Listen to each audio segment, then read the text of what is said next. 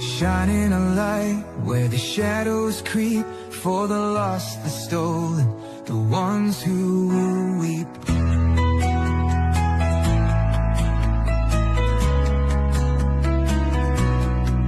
She won't turn away, she won't back down, even when the loony clowns come round. Threats don't shake her, lies don't win.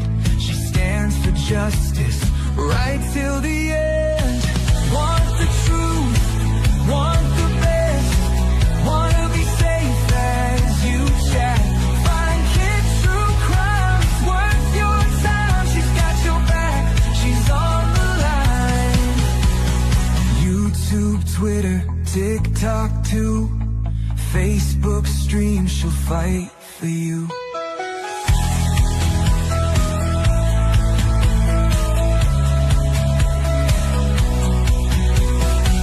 Chase fame, some chase views, but she fights for those with nothing to lose. For the kids who vanish without a trace, she won't stop till she cracks the case.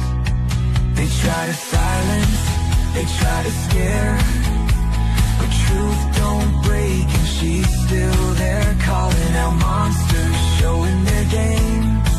Justice comes when you speak their name.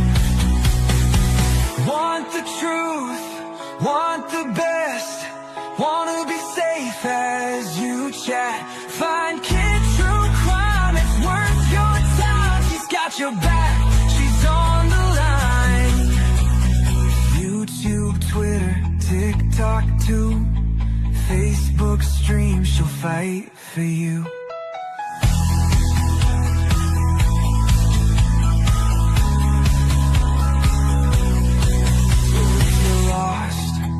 Need a voice, kids stand strong. She makes the choice for victims gone, for those in need. She's fighting hard, she won't concede. Want the truth, want the best, wanna be safe as you chat. Find kid true crime, it's worth your time. She's got your back, she's on the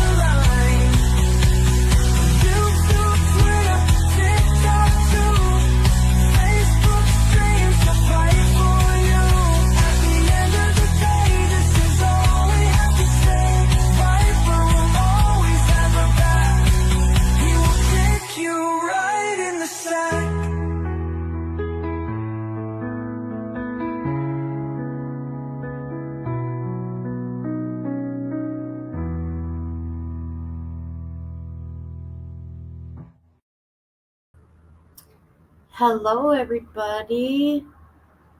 Hold on a minute. Something's going on here. What is going on here? What is going on? Hold on a minute. I will be right back, people. Hold on. Don't go nowhere. I gotta go. I'll be back. Leave studio.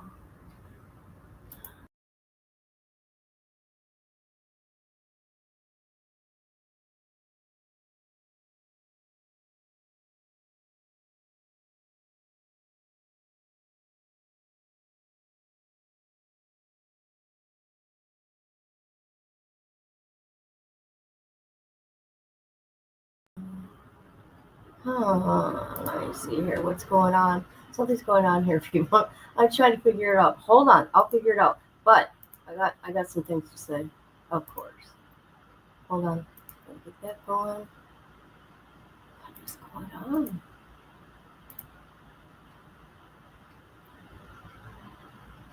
Hi, J13. Hi, J13. Hold on. I gotta fix something. I'll be back.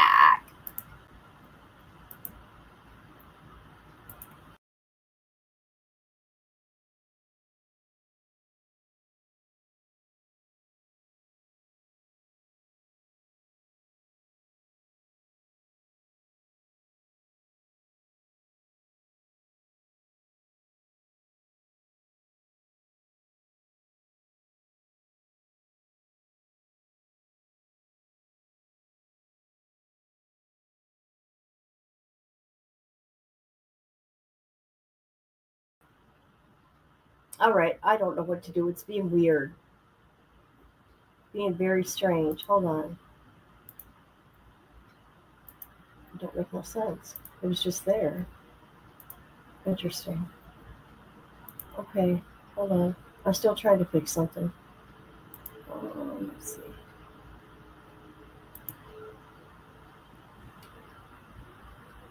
Hmm. Hold on. I'm trying to figure out how I want to do this. I like this, I think. It's still not doing what I want it to do. Oh my god. Oh my god.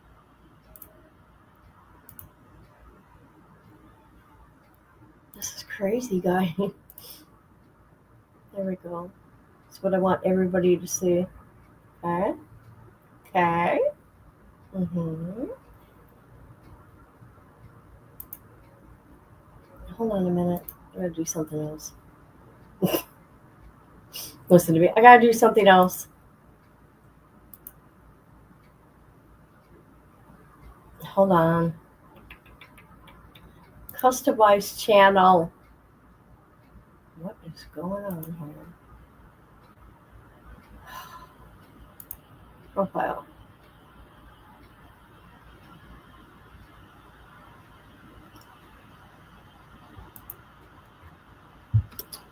So stupid.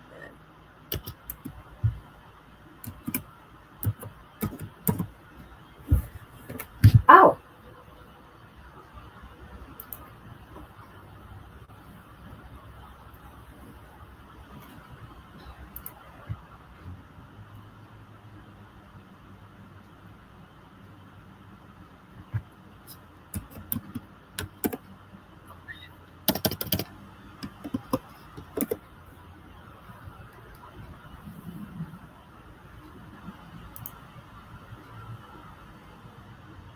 All right, got it to work. All right, I want to say hello. This is Lori Vallow's um, sentencing. I know the whole world is watching, so there's tons of channels live right now. I do want to say my last live I just did was reported. It was reported for nudity. Here, let me read here. Hold on. Let me see. It was reported for sex and nudity policy. My live I just did. Can you believe that? Somebody wants to take my outlet and what I do to help victims and families. That's crazy to me. I don't know who did it, but yeah. So there's that.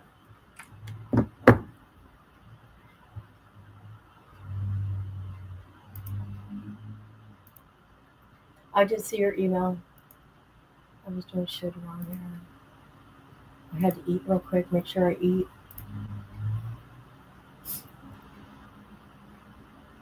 Thank you. Thank you. So do I. But yeah, I did see your email. Thank you. I gotta get caught up on everything. So I had to eat. And then I had to get some things ready online here. I was gonna have us watch something, but I changed my mind because this news station, let me show you.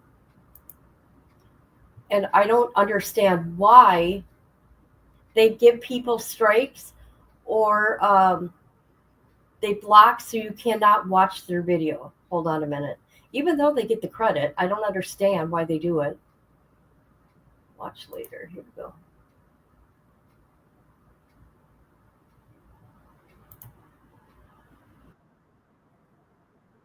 Stop! Stop! Hold on. I'm gonna go. I don't want their video to play. Oh my god.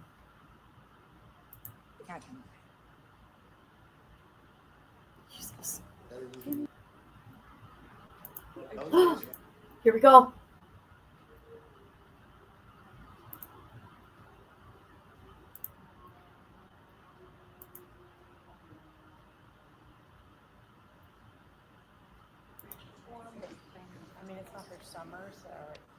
I don't know what's going on here. Let me get this down.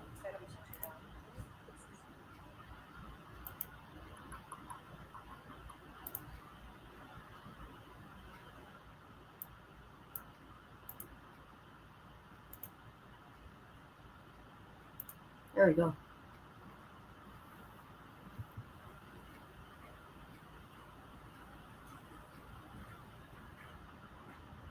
Okay, I'll try the news station. I don't know what's going on here.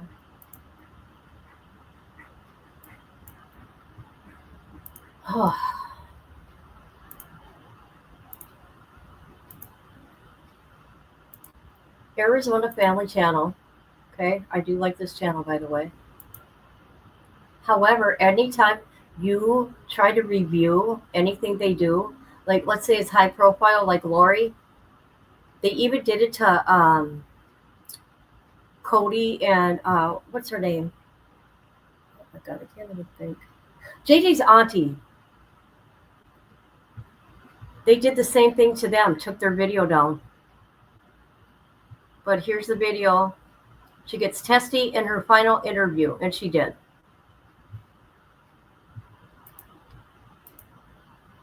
So if you want to check that out, go ahead.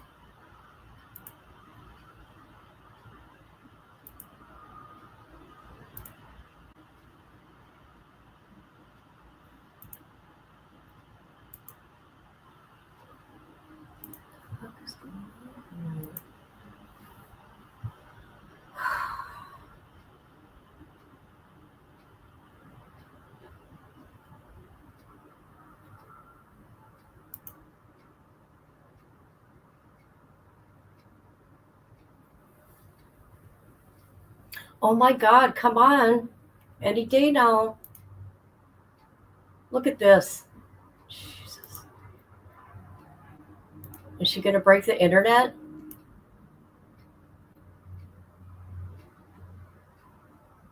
So, yeah, someone's trying to take away my outlet on my last video. Nudity and sex. Can you believe that? And there was nothing there like that. Hi, Rhonda. How are you? I haven't seen you for a while. Thank you for being here.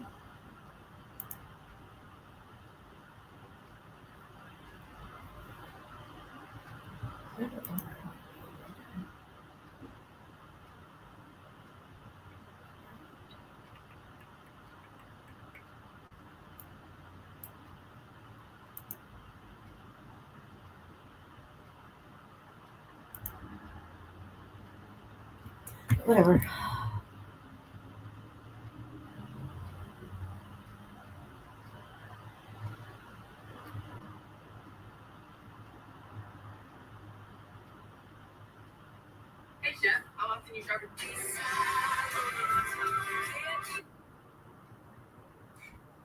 I'm getting messages. And I just want to say, especially if you watch replay, I'm not ignoring anybody intentionally. If I didn't answer my phone, it's either I'm busy, I'm talking to a loved one, or a doctor.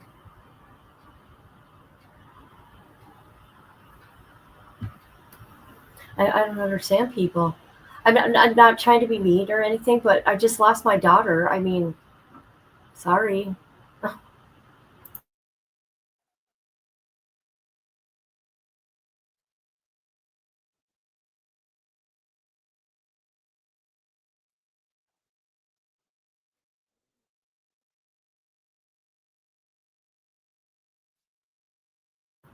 Look at her smiling.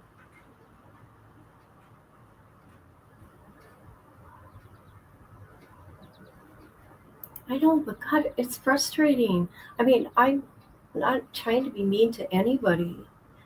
I mean, I don't understand. Um, you lose a loved one, and people are having a problem because I don't answer my phone or call any. I don't know. I don't understand it. I just got a message. And look it, I'm busy right now.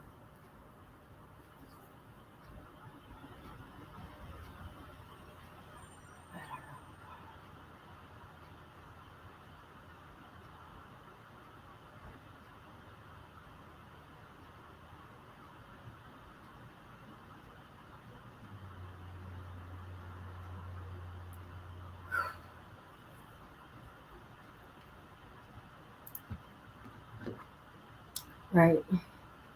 Look at her smile. Can't believe it. She, I don't know.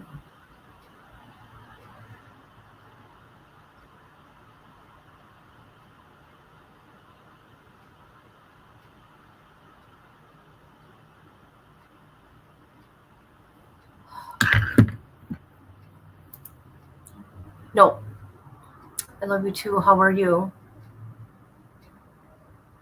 I'm trying to. If you watch my last live, I'm being threatened now to be harmed. Yeah, I can't believe it, man. I truly cannot believe it. It's weird. I heard they can buy products in commissary, but they won't let you get the commissary list for safety reasons, whatever that means. Because I've tried. She acts like everything is unicorns and probably in her world. I told the law enforcement where I live. So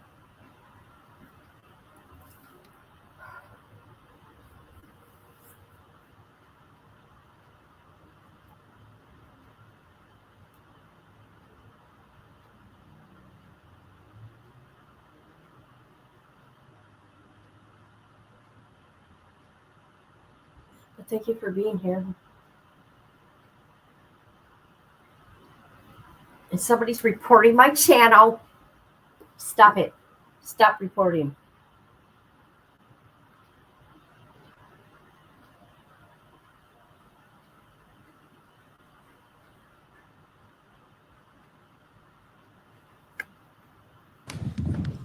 Please be seated.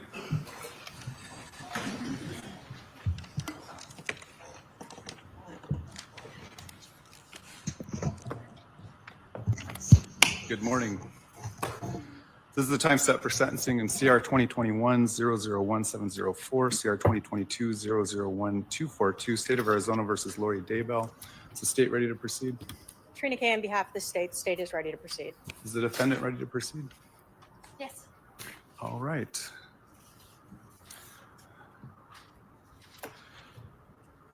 Ms. Daybell, it's the judgment of the court that in CR 2021-001704, pursuant to a unanimous jury verdict of guilt, that you are guilty of count 1, conspiracy to commit first-degree murder. It's a class 1 felony committed in violation of Arizona revised statutes on July 11th of 2019. As to this count, the court also finds that pursuant to your stipulation and agreement on the record following the verdict of guilt, that this is a dangerous offense. The offense caused physical, emotional, or financial harm to the victim, or if the victim died as a result of the conduct that you engaged in, it caused emotional or financial harm to the victim's immediate family. The offense also involved the presence of an accomplice.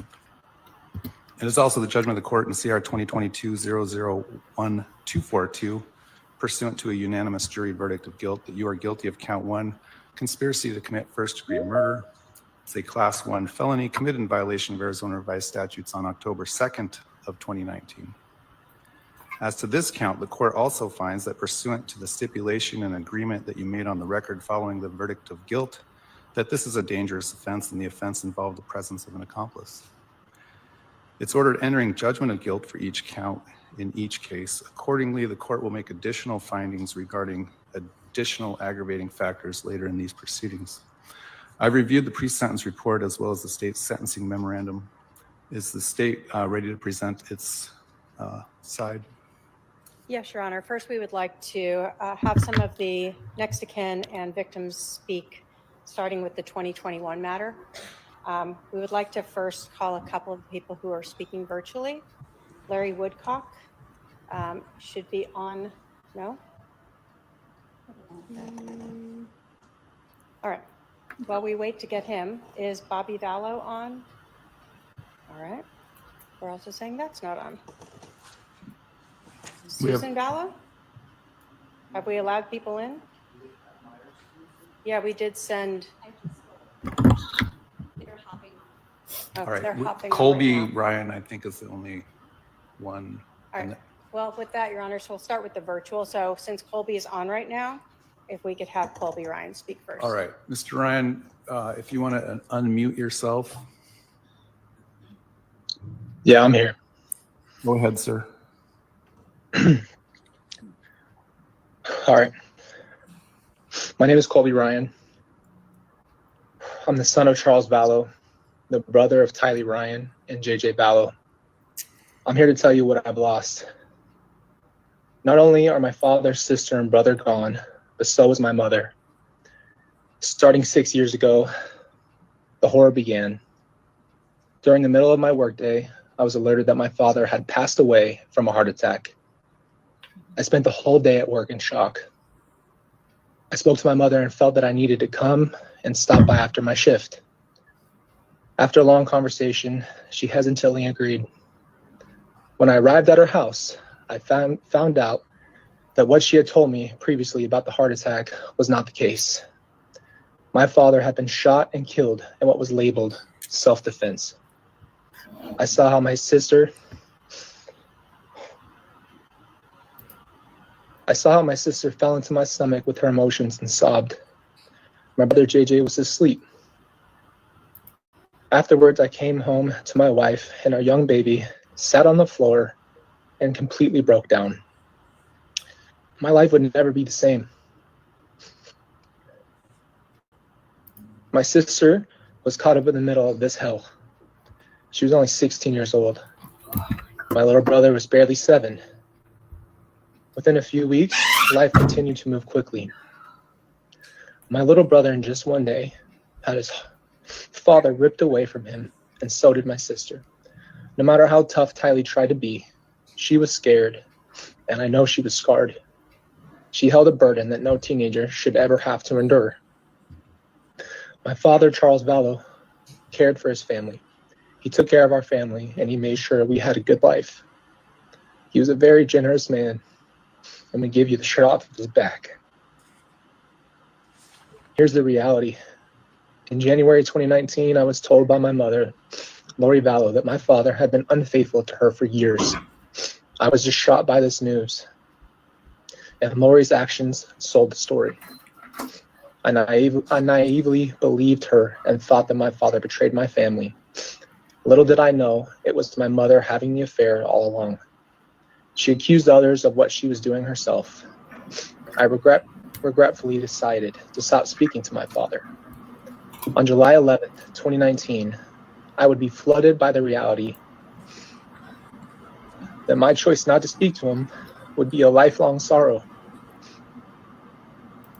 What I lost on July 11, 2019 was a father who was trying to help me in life, and a man who wanted to see his grandchild, and someone who wanted to give guidance and love. I lost a father. This affected me in more ways than anyone could ever know. I have to live with the regret of not speaking to him before he was murdered in cold blood. This did not only affect me. My little brother, JJ Vallow, was only 7 years old, and he had autism and had his life picked apart and never explained. One day he saw his father coming to him to pick him up at the house, and then never saw him again. My sister Tylee carried too much responsibility and was put in positions no child should ever have to be in. Part of that responsibility was being told to retrieve Lori's purse inside the house, possibly witnessing her father's body. Here's the reality.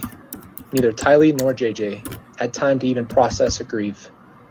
My mother, Lori Vallow, moved them out of state, and only a couple of weeks later, little did we know that my little sister Tylee, only had 60 days before she would meet the same fate.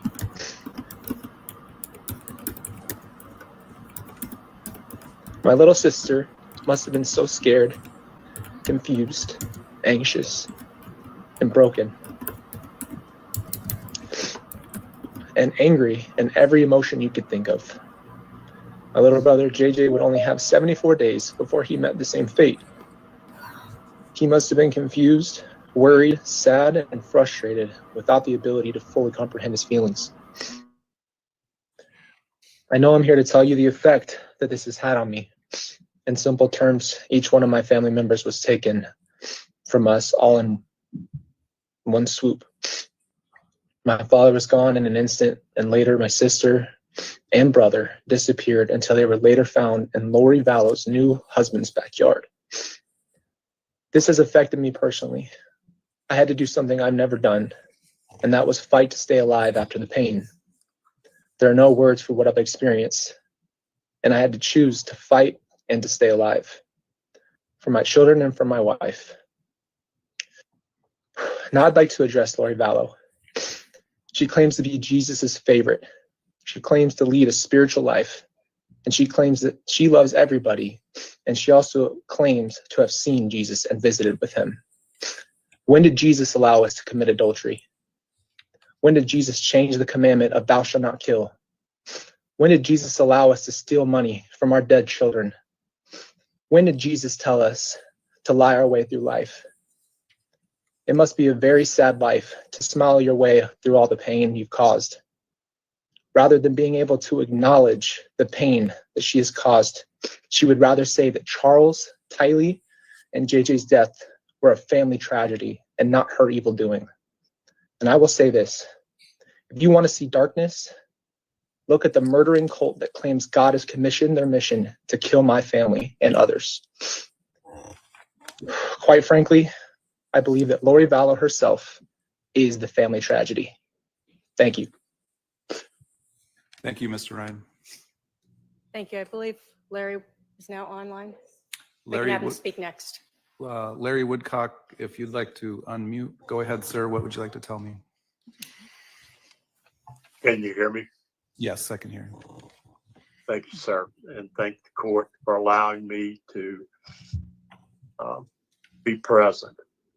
I truly wish I was there to look the murderers in the eyes. I'm unable to. I will say this. Murderers, you're nothing. You're a murderer.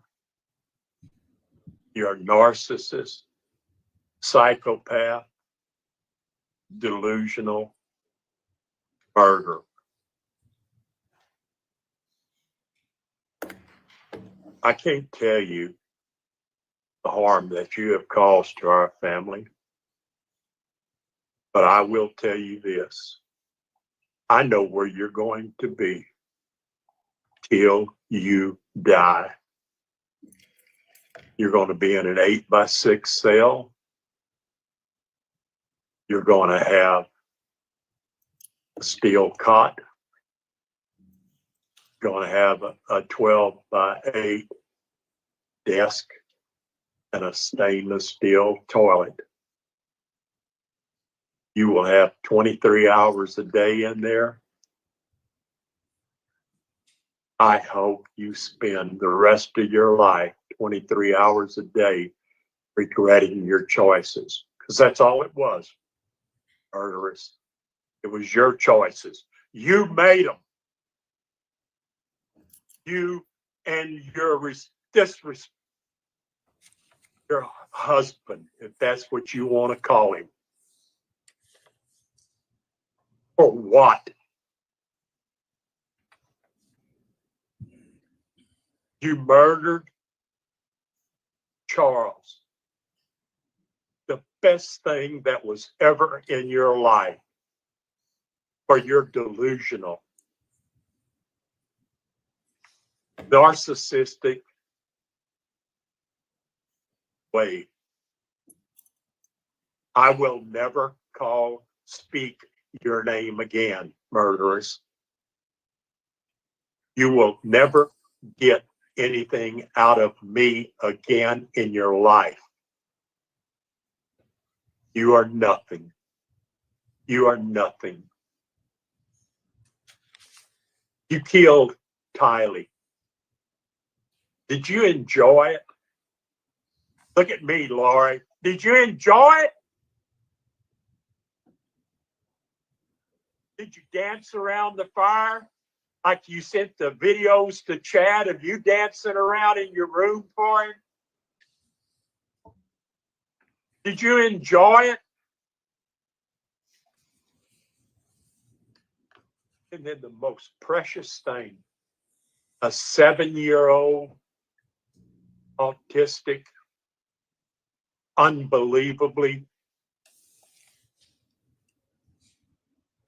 God's present to Kay and I, to Todd. Look at Todd. Turn around and look at him, Lori, because that's the last time you're ever going to hear my name out of your mouth. Look at Todd. Have you said you're sorry? You wrapped JJ's hands in tape. You wrapped his arms in tape. You covered his eyes. And you buried him in 8 inches of ground. Murderous!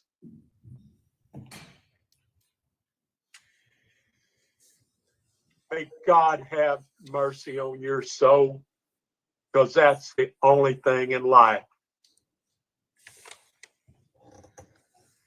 And don't count on God where you're going.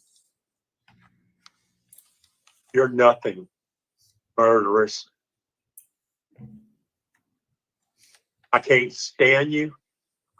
I always said, from out of some place you never saw came a sound you never heard. Well, I will not say that anymore. I want you to see and hear everything that's going to happen in your life. I want you to live it 23 hours a day. I despise you. You murdered JJ. You murdered Tammy. I'll always believe you murdered Alex. You're a murderer mistress, murderer. You're worthless.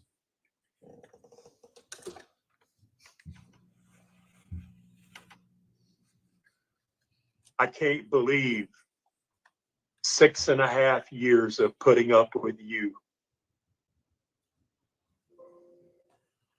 You are not worth it. The 4 murders that you're accused of are only ones that they can prove. Laura, you tried to kill me. I left your house in Hawaii. You tried to kill me going back home. But guess what? I beat you. I'm able to sit here and laugh at you and watch you go to prison. There's others you tried to kill. God bless JJ. God bless Tylee. And most of all, God bless our family. Thank you, Your Honor, for allowing me to speak my final piece to her. All right. Thank you, Mr. Woodcock. Your Honor, Susan will be up next. Okay.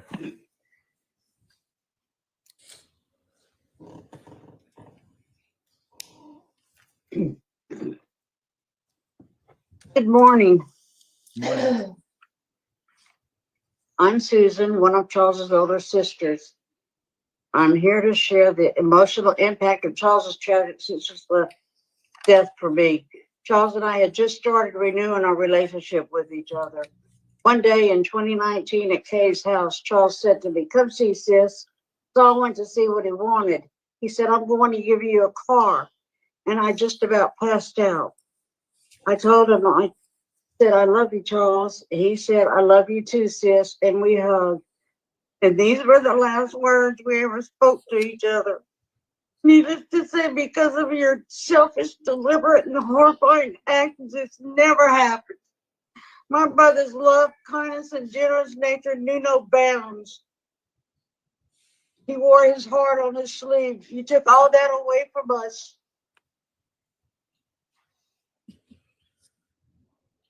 July 12, 2019 changed my life forever. It still hurts to reflect on the day I was told my brother had been taken from the world the day before. You didn't even have the decency to bother with letting our family know of Charles's death until the day after by means of a vague text from one of Charles's sons. My brother's death was a deliberate act of evil and self-seeking financial gain. Your greed has caused so much pain to this day. How could you do such an evil and intentional harm and take my brother's life for money, lust, and power? The pain you caused in having to relive this nightmare, all because you didn't want Charles anymore. He didn't die from cancer or an accident. He was young and had a beautiful life left to live. You took that away. You planned and calculated his death. There isn't a day that goes by I haven't thought of this tragedy which you caused. I will never have another birthday, holiday, or other celebrations in life with my brother. Charles was victimized at the hands of you, Lori, and your accomplices. To do this to Charles, to receive money is sickening. I am disgusted and truly appalled by your evil, selfish, and reprehensible actions. You will miss out on wearing nice clothes, driving what was once your Range Rover, thick, juicy steaks, barbecues, and no more quiet, no more freedom, only rules. I have forgiven you, Lord. When Jesus calls me home, I don't want any of this on my soul. Thank you. All right, thank you, ma'am.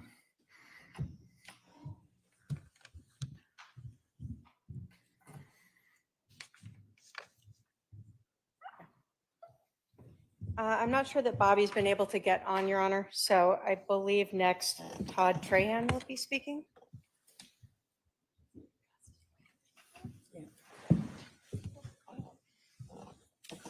Sir, you want to come up to this podium right here?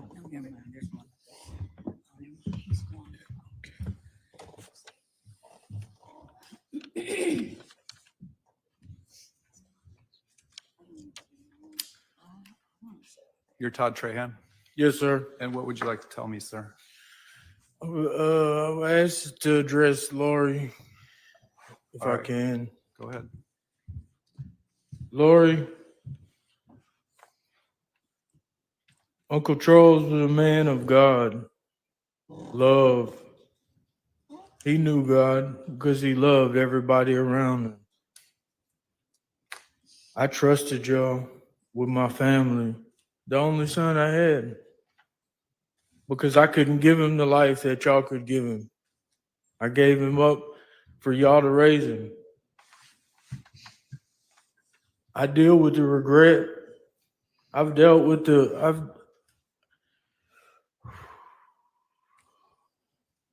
I've dealt with the torment of making that choice. I'm here today to forgive you. I know what it's like to be in prison. I was in prison when y'all got the rights to my son. I know what it's like. Once you get done with this court and you go sit in that cell, you got to relive everything that you did.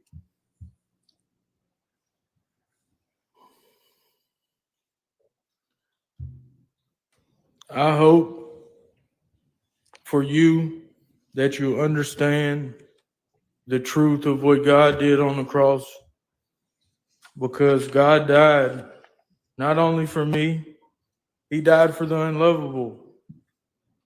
People that the world thinks shouldn't, they judge.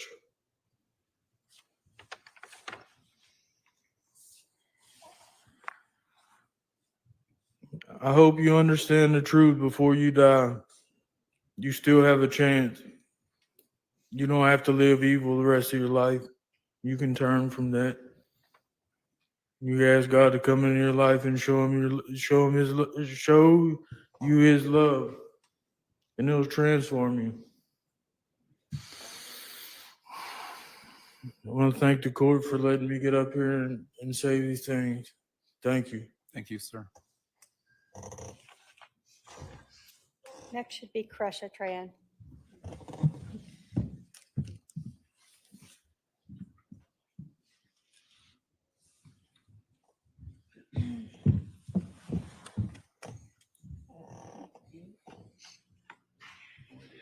Kresha, Yes. what would you like to say? All right, let's see.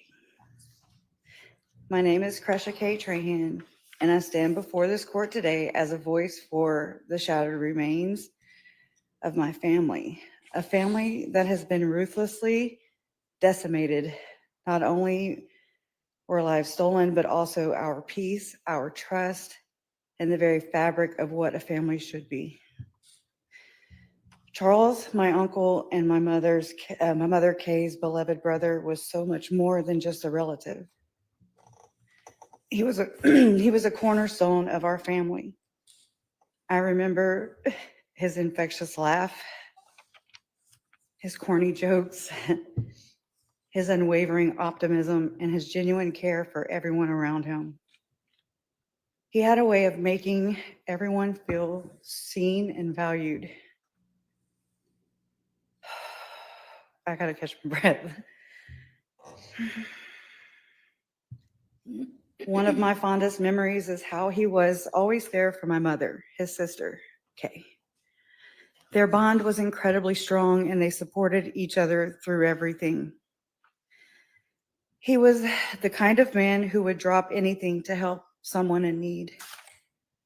The news of his death in July 2019 shattered me, and it sent shockwaves through our entire family. It was sudden and incomprehensible.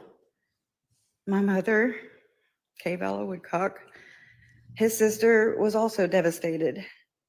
The pain of losing her brother was immense, and it was a wound that has never fully healed. It's hard to see your own mother go through these kind of things because it's something you can't fix. For me, it felt like a light had gone out in the world. We relied on his steady presence and his ability to bring people together. The initial grief was compounded by the horrific circumstances surrounding his death. To learn that his own wife was involved in his demise was a betrayal of the deepest kind. It added a layer of anger and disbelief to our sorrow. The questions of why and how haunted us, turning our grief into a constant ache of injustice. We now know the chilling extent of the premeditation. Records on Chad Daybell's Gmail account show searches for Ned Snyder, 1996, Death, Louisiana, and bodies possessed after original occupant dies, as early as January 28, 2019. This was before Charles was ever referred to as Ned Snyder. This revealed a calculated descent into her delusion. Charles was fighting for his life and for his children's future long before his death. On February 20th, 2019, Charles called Banner Life to change his beneficiary to my mother, Kay, specifically for his special needs son and to place a PIN code on his account. He was clearly concerned about someone accessing his account. Just 6 days later, on February 26, 2019, he called again to finalize the change, but couldn't provide a password he had never set. That's how distraught he was. He had never set the password. I mean, he had set the password and forgot that he had set the password. Growing angry as he suspected fraudulent access. From March 19th to March 21st, 2019, even while Charles was alive and still married, His wife and Chad Daybell traveled from Idaho to Arizona together, as evidenced by tickets in her iCloud account. On March 21st, 2019, she was back at the Four Points Sheraton in Mesa using their Wi-Fi, all while plotting and believing in twisted narratives.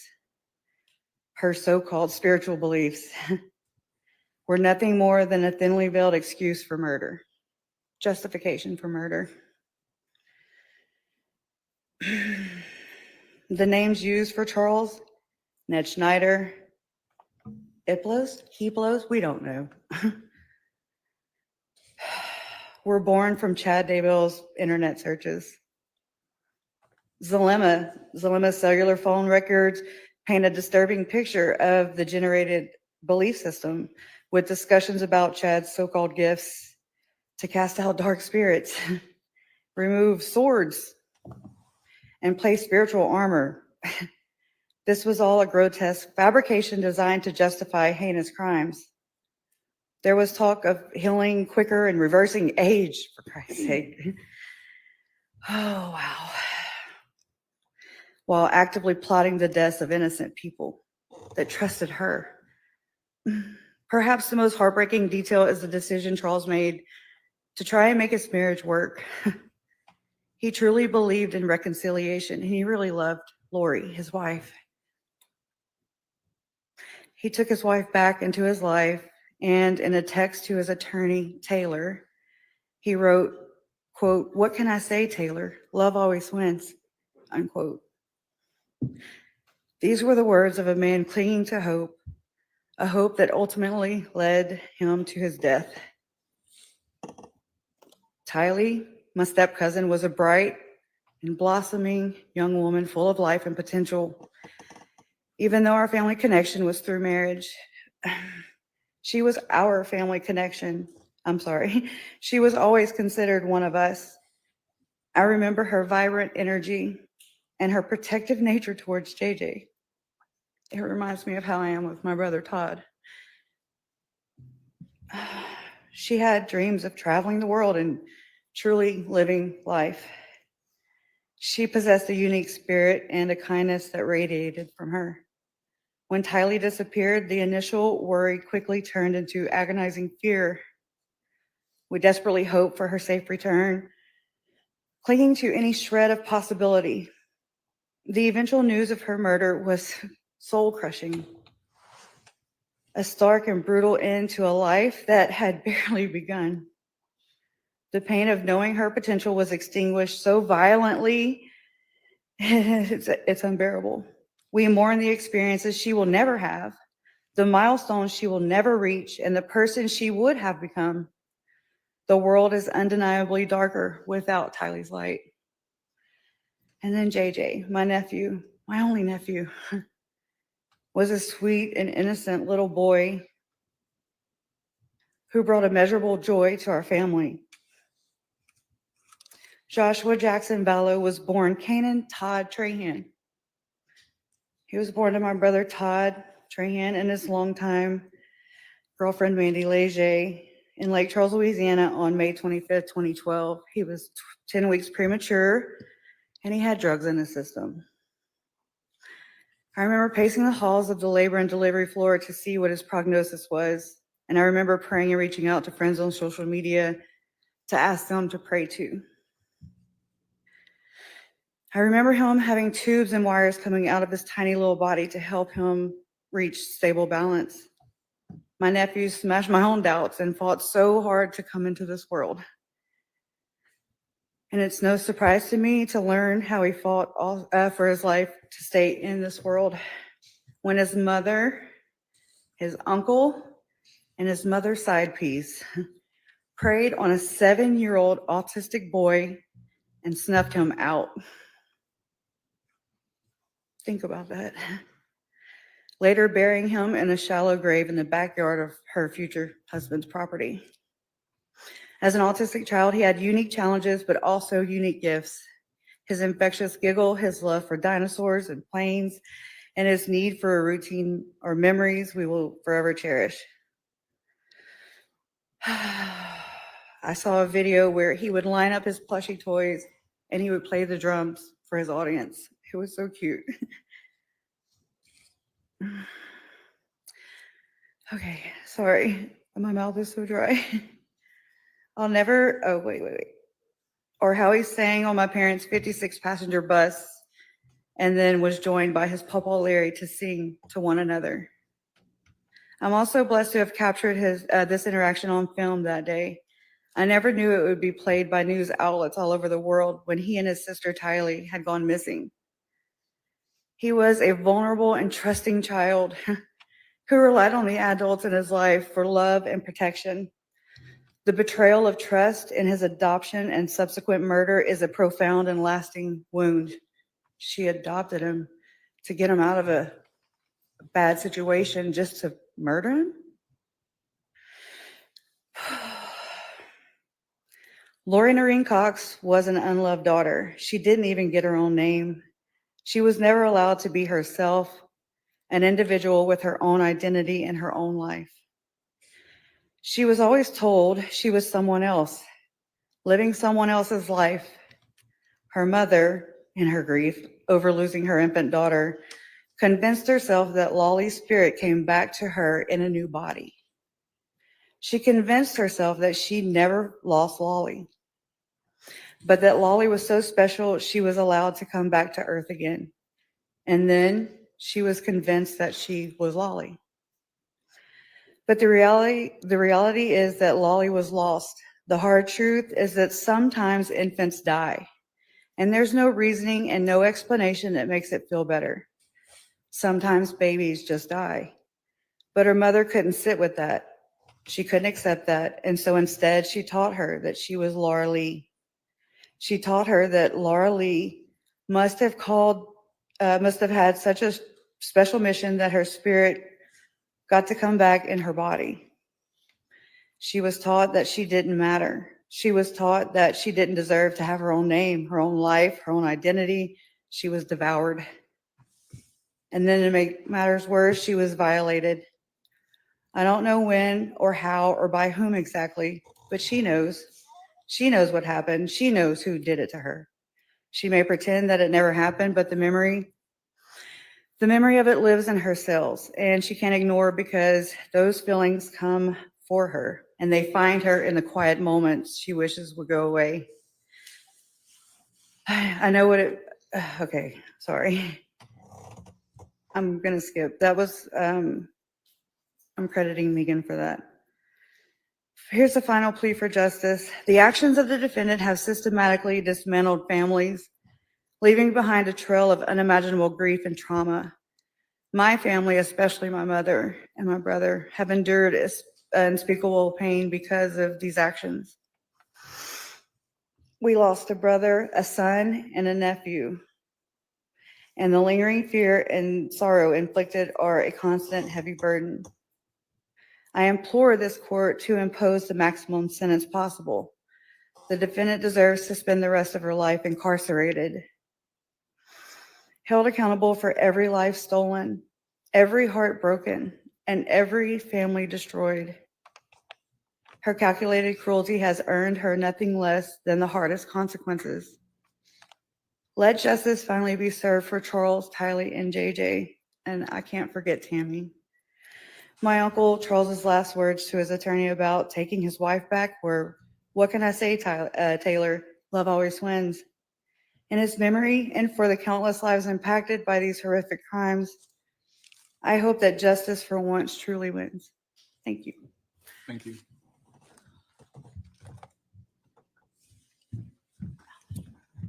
Next will be Kay Woodcock.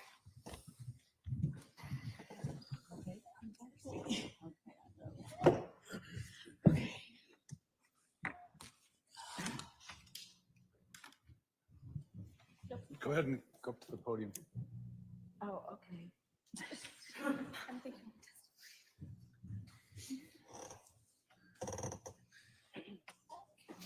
Can I sit up there? Gotta be here? Okay. Okay.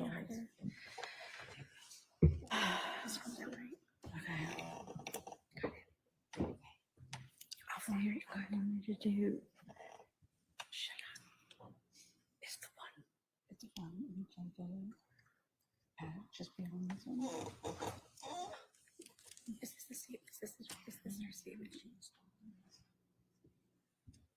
This is whose? This is yours. Okay.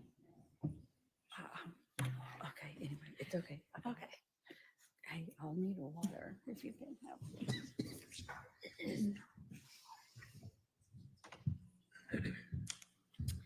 Your Honor, I stand before you today to honor Charles, my big brother. This courtroom is where Charles finally receives the justice he fought for and never saw in life. Thank you for allowing me to speak. Charles was more than my brother. He was the backbone of our family. He was steady, loyal, and endlessly generous. He was the kind of man who showed up for everyone without ever asking for anything in return. When you walked into the room with Charles, you felt safe, you felt valued, and that's what makes this all so unbearable, because the very person who should have cherished him the most, his own wife, betrayed him in the cruelest, most calculated way imaginable. Charles was a protector by nature, the man who would give you the shirt off his back and then ask what else he could do to help. He loved fiercely, laughed easily, and built his life around the simple but powerful values of family, faith, and hard work. It feels right that this trial comes after those for JJ, Tylee, and Tammy, because he was a true Southern gentleman. I know he would have told us to take care of them first. Lori. First, let me say this. Charles is not your husband. I can't do that. You have to address the court. Okay. Sorry. Charles is not your husband. Your disgusting co-monster, Chad, is. The Miss Texas pageant, Wheel of Fortune, extra on Modern Family, July 31st, 2023. What do they all have in common? They're all days that failed to make you famous or idolized. Infamous? Yes, but never famous, never idolized. You've spent your entire life chasing cameras, applause, and validation like oxygen, but here you are, exposed, convicted, stripped of the lies you wrapped yourself in. All your interviews, all your attempts to manipulate, triangulate, and control the narrative, even the one released just last night, have failed. The world sees what I saw in 2019 when you abandoned Charles, Colby, Tylee, and JJ to chase that grotesque shadow of a man, Chad Daybell. You call yourself a mother, a wife, a woman of God. You are none of these things. You are a liar, a fraud, and a murderer.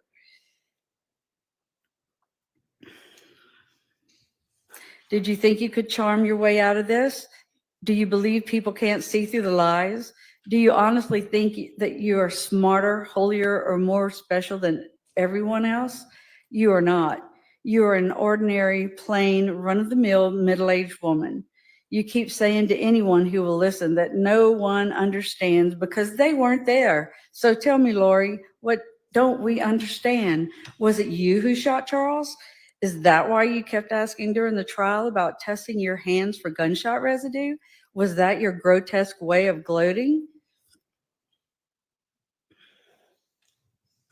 You murdered Charles. You confessed to the conspiracy. Do you think we all missed that? You took his phone and played a childish game of keep away and then tried to sell the world that this was a good reason for Alex or you to shoot him. And every single one of us sitting in this courtroom saw right through it. That day started a domino effect, except you tipped the first domino and you kept those dominoes falling until everyone was dead. Charles, Tylee, JJ, Tammy, and the wake of devastation you left for Colby, for our entire families, and for an entire community who watched your evil unfold. You asked me during the trial where I was when Charles was murdered. You asked almost every witness if they were there, or if they saw with their eyes or heard with their ears you and Alex conspiring to murder my brother. No, we weren't, but you're right. As much as I hate to utter those words, and if you are to be believed, neither were you. How dare you desecrate the memory of Charles and your children the way you did their bodies? How dare you blame them for your crimes? We all know what happened, Lori. There is no denying it. We've sat in courtrooms, seen the evidence, seen the wreckage you caused. We have listened to the truth tellers. Nothing is taken out of context. Your land of make-believe is just transparent. The facts and the science don't play games. They tell the truth. How many times Charles was shot, at what angles, and how long he'd been dead before 911 was called. The 47 minutes. Because you were busy trying to manufacture an alibi. Science doesn't lie. You do. Detectives, prosecutors, jurors, advocates, the men and women who had to bear witness to this horror, please stand. Chuck Considas, Eric Wheeler, Ron Ball, Ray Hermosillo. They are from Rexburg, Idaho, and they were key in bringing justice to you. Thank you, guys.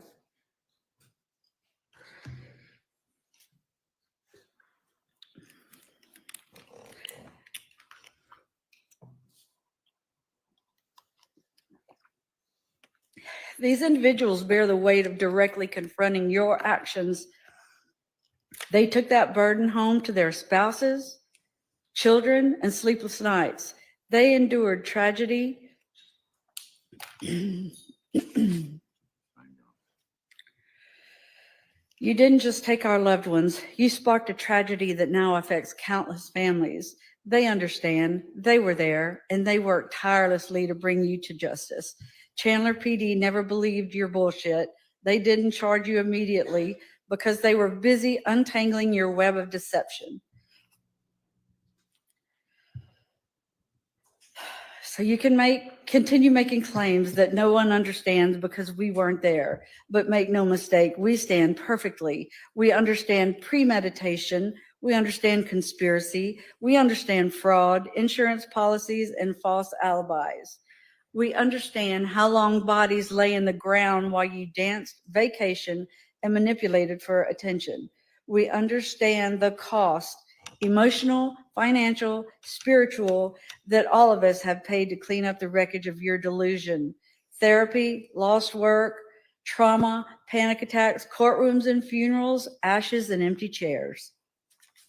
You are so selfish, so pathologically self-centered that you can't even see the shockwaves you created in every life around you. Webster's dictionary defines tragedy as a disastrous event. What happened to my family is precisely that, a series of disastrous events, each one engineered by you. You and Chad built a religion of narcissism, two people drunk on the fantasy of being special, chosen, above the law, above humanity itself. You labeled people as dark to justify murder. You wrapped evil in scripture and called it faith. You and Chad murdered your children and spouses and then hid behind a veil of lies. You are not exalted. You are not translated. You are a manipulator, a parasite, and a coward. You have no remorse. Your deflection is disgusting. Your interviews are manipulative. Your faith is counterfeit. You still talk as if you're somehow misunderstood. No, wrong. You're fully understood. We see who you are, a manipulator, a liar, and a destroyer. And the worst thing is, Charles loved you. He protected you, and you repaid him with betrayal and bullets. You left him dead on the floor and then went shopping for flip-flops and a new life with your apocalyptic con man. You tried to erase him, stealing his phone, twisting the narrative, and lying to anyone who would listen. But the truth doesn't lie, Lori, and now the truth has destroyed you. Lori, you have noticed this courtroom is full. It's not because people admire you. It's not because they see instrument in God's hands.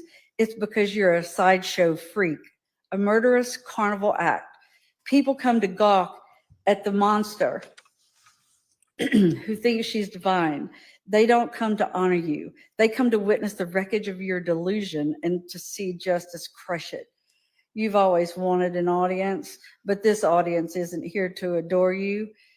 They are here to watch you fall, to watch you stripped of the spotlight you crave, to see your false crown ripped away. You are not a goddess. You are not chosen. You are not powerful. You just thought you could play God and win. The only legacy you leave is this: you will be remembered not as an instrument of God, but as a pitiful, cautionary tale of evil and narcissism.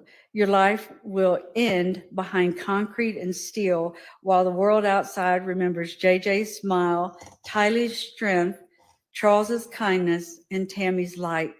You will be forgotten, except as the sideshow act you've made of yourself, a monster who wanted to be worshipped, but who will only ever be pitied.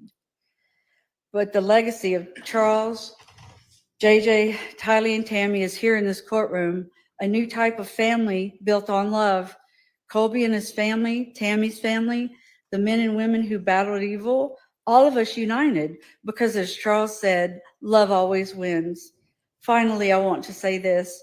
You once claimed that no one could judge you because they weren't there. Today, everyone is here. The court is here. Justice is here. And now judgment has arrived. May this sentence be as permanent as the graves you filled.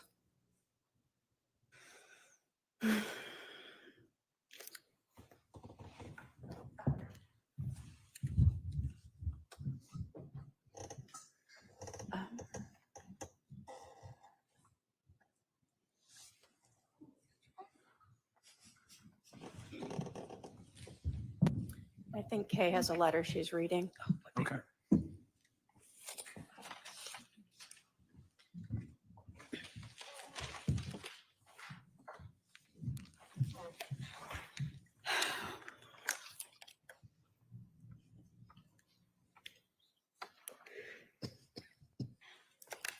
Hi, Judge Boreski. My name is JJ Vallow. I can't be here today to read this letter because I am dead. I was murdered by the defendant, Lori Daybell, or as I used to call her, Mom. See, there are a whole lot of tragedies that have happened to my family, and all of them are the result of my mom's actions. See, my daddy was the first of the dominoes to fall. The day he was murdered, everything good in my world started to crumble. Actually, that's not true. It started before then. It started when she met her co-conspirator, Chad. She abandoned me for 72 days in early 2019.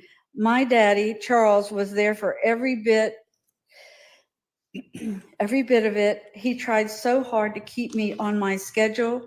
See, I have autism, and that isn't a bad thing. It just means that I needed extra attention and routines because my brain and my body had more energy than you could ever imagine.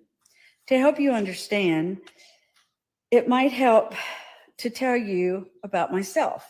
I went to a really cool school and special school called Lawrence Academy. It's Lawrence Institute for Education. And I loved it. I loved my teachers and my classmates. They understood me so well, and I just thrived there. I was able to go to that school because my dad worked so hard and provided me a special education because I am a special boy. I had a best four-legged friend ever, Bailey, my service dog. Bailey went everywhere with me and kept me calm and safe. I loved Bailey so much, but Lori got rid of Bailey after my dad was murdered, but before she murdered me and Tylee. See, my world crumbled without my dad.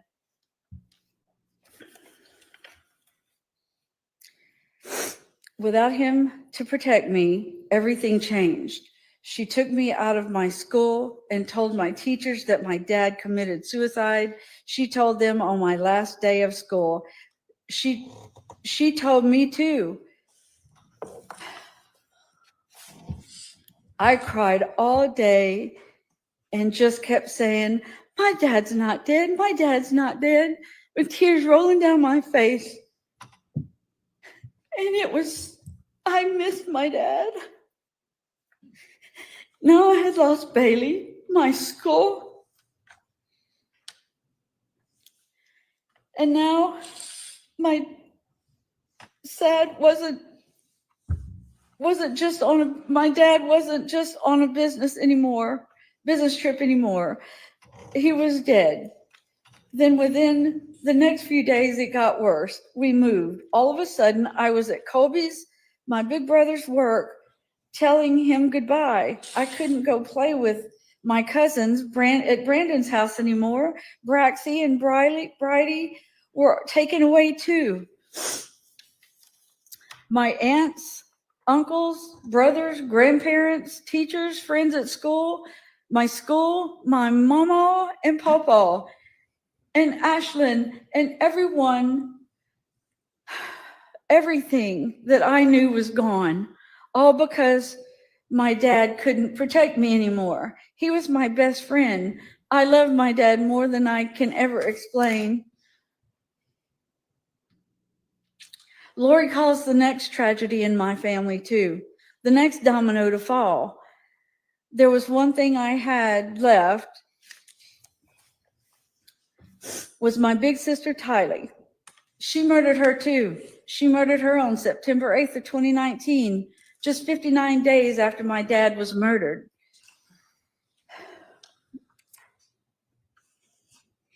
Days after she ripped my world apart and took me away from everyone and everything that made me feel safe and secure. Then on September 23rd, 2019, she murdered me.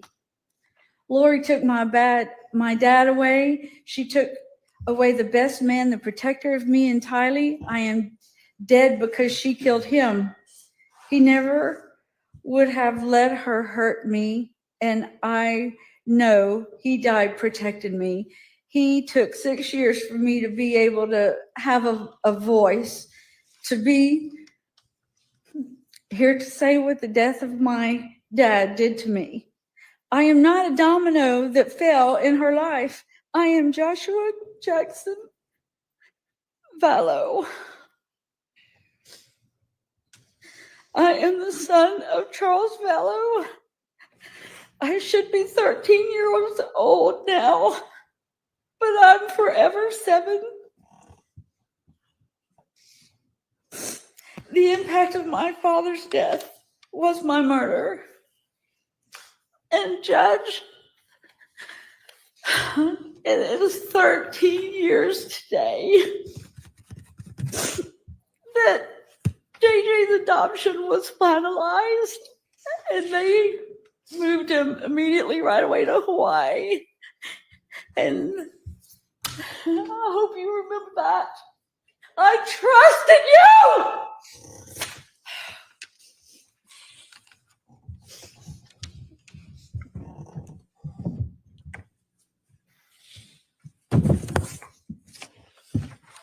Next is Jerry Vallow.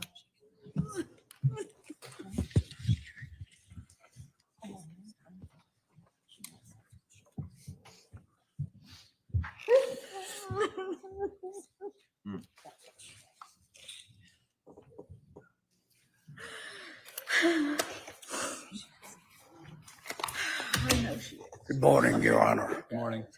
My name is Jerry Vallow. Charles was my big brother. And wasn't but a few weeks ago, I was sitting out in my garage with the door open. It was raining a little bit, listening to the fireworks in the distance. And all I could think about was everything I've lost and why. And I kept making excuses not to write a statement. But the truth is, there are no words big enough for the impact this has had, and yet here I am. I am a veteran. I served honorably for this country and everything it's supposed to stand for: freedom, independence, and justice. I knew good men that went to war. Some of them came home badly broken. Some came home and couldn't live with the weight of what they carried and ended their lives. Some didn't come home at all. Those men fought for something real, a country with laws that protect the innocent and punish the guilty. That's why I'm here to speak for Charles, my big brother, one of the innocents, because I still believe in that. And Lori shit on all of it. She doesn't deserve to breathe the air those men fought for. She doesn't deserve to sit and play victim when she is the reason we are all here. When I came home from my service overseas, Charles invited me to live with him. He offered a home and support until I adjusted to civilian life again. That's just who he was, giving, loving, supportive, caring, and he was funny, social, and everyone he met became his friends. You couldn't help but be drawn to him. You loved him. He wasn't just my big brother, he was my best friend. We grew up together on the bayous and rivers in South Louisiana, spending countless days and nights camping, fishing, hunting, exploring, and just being kids. We had so much fun. We learned to survive, trust each other, and become men. I miss him every day. He was a devoted father, a teacher, someone who guided and loved his kids with every fiber of his being. All 5 of his children meant the world to him. And he spent his last months fighting for Tylee and JJ because he was a protector. He was a son, a father, a brother, an uncle, a good man. He didn't deserve to die, and he sure as hell didn't deserve to be vilified by the woman that killed him. I keep asking why. Why? Is it about $1 million? He wasn't just a dollar sign to fund Lori's sick game of make-believe. She tried to cash in on his life, and when that didn't work, she brutally murdered her kids for money, and she tried to kill Brandon when he started looking like the next available dollar sign.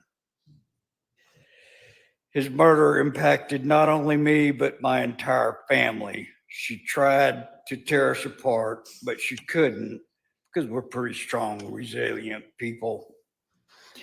It didn't stop with Charles's death. JJ, Tylee, Tammy all murdered, and Brandon almost lost his life. Innocent lives were stolen, and we all feel the deep pain and loss, and it hurts and will for years to come. Lori is responsible for all of this. This isn't a family tragedy that occurred randomly. It was a deliberate act of evil. This has never been a mission from God. She isn't an instrument in God's hands. She was sleeping with Chad Daybell behind Charles's back while planning his murder. You know what kind of instrument kills a father in cold blood, buries 2 kids in a pet cemetery, and lies through her teeth while doing it? It's called a weapon. And God doesn't use weapons against innocence. She wasn't doing God's work. She was selfish, cruel, and calculated. God didn't send her to commit murder. She used his name to justify evil. That's not God's work. That's blasphemy, plain and simple. She used God's name like a weapon, lied in his name, killed in his name, and now she wants to stand in court and she claims she's doing the Lord's work. She's not some misunderstood woman. She's not some grief-stricken mother. She's not a victim of this story. She wrote her own disgusting make-believe story, and she wrote it in blood. She didn't cry for Charles. She didn't mourn JJ or Tylee, no matter what she says. She erased them, and she didn't give a damn about Tammy. So when she sits there and pretends this is some kind of tragic twist of fate, like she didn't like the fuse, remember that. She didn't just kill Charles. She stole him from everyone who loved him, from his boys, from our family, from me. She didn't just break the law. She pissed all over it and tried to claim righteousness. She started this. She caused this. She wasn't caught in some domino effect. She pushed the first one and kept pushing till there was none left standing. She twisted everything, God, family, and loves. And if she thinks she can twist justice too, don't let her. Don't let her twist away from what she did. She murdered my brother, Charles. Give her what she's earned. Thank you, sir.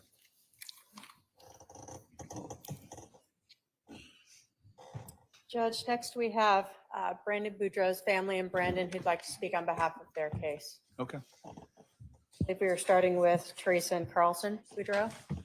It's Brandon's parents.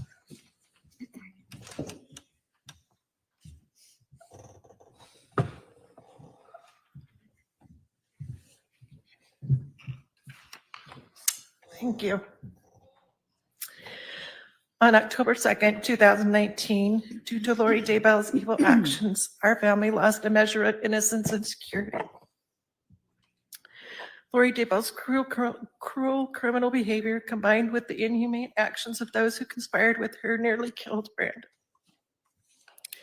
Had they been successful, the world would have lost a remarkable, kind, loyal man. As his parents, we would have lost a remarkable son. His children, our grandchildren, would have lost their stabilizing father. Our children, his siblings, would have lost an amazing brother who helps guide our family through his selfless example. Brandon's genuine love and kindness is evident in his interactions with his family and friends. He truly cares for those around him, and his actions speak louder than words. We thank God every day that evil didn't succeed. As a family, we have mourned with all who have been affected by Lori's inexcusable acts. Lori Daybell and her evil co-conspirators devastated so many families. Her selfishness is responsible for innocent lives lost, taken from this world without any justification whatsoever. She is the author of heartache and sadness. Today, Lori will face the consequences for her part in hurting so many innocent people. The sentence she is given can't undo the damage and pain she has inflicted upon us, but it's important that she be held accountable for her crimes. We would ask the court to keep Lori confined in prison, away from all of us and the rest of society for the rest of her life. As she serves her sentence here on earth, we will continue to stand together and support each other. We will choose to remember those who have gone from us because of her actions with love. As for me and my family, we will continue to heal together. We won't let Lori or her evil acts define how we see the world or our future. We have endured difficult times. During this period of time, we have feared for our physical safety. We've struggled with a myriad of emotions. The stress of being targeted and threatened takes a toll. There isn't a place in our society for Lori or her co-conspirators. Prison is where Lori belongs and where she should stay until she dies. Thank you. Thank you. Next is Brock Boudreaux, Brandon's brother.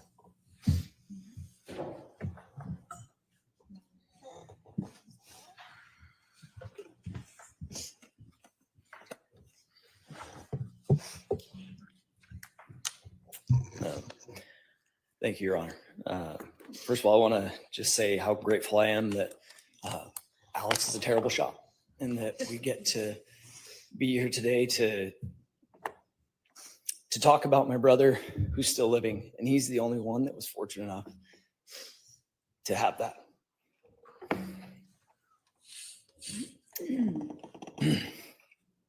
My name is Brock Boudreaux, and I'm the younger brother of the victim, Brandon Boudreaux.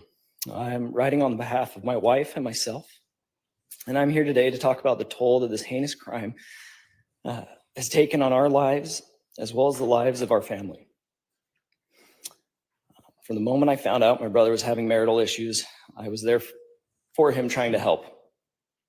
He was abandoned by his then wife, Melanie, in Utah, with his children at the end of June 2019 and forced to fly back to Arizona. I offered to help him and flew back to Arizona. When we arrived back at his home, we were both surprised to find his wife already home, having driven back to Utah after abandoning them all there. During that night, I helped the children get to bed and allowed my brother and his wife to try and talk and figure things out. Overhearing their conversations, I realized just how deeply involved Lori, Alex, and Chad were in the failure of my brother's marriage. The next morning, I was talking with Brandon, and he told me how happy he was that I was there because Melanie had called her Uncle Alex the night before. And Brandon had mentioned how he was really scared of Alex and that he was capable of killing someone and had tried before. At the time, I thought my brother was being a bit dramatic. But only a week later, I received the news that Alex had done just that, and he murdered Charles. This was the point where we started beginning to fear for our family's safety. A few months later, the thing my brother had feared the most happened. Alex had attempted to take his life on the orders of Lori. In that moment, our lives changed forever. We could no longer trust that we were safe. We always wondered if someone was coming for Brandon, not knowing just how far these people were willing to go. We were robbed of our sense of safety because of this. We all felt that we needed to get video cameras around our houses, obtain firearms to protect ourselves, and always be watching over our shoulders. As hard as it was for us as his family, I could see how hard it was for Brandon. He was forced to go into hiding, trying to keep his children and himself safe. The toll this took on him was immense. My once fun, energetic, optimistic brother was now a nervous, sad, distraught shell of a man. Our once fun phone calls about future life plans had turned into updates about the case that was proceeding.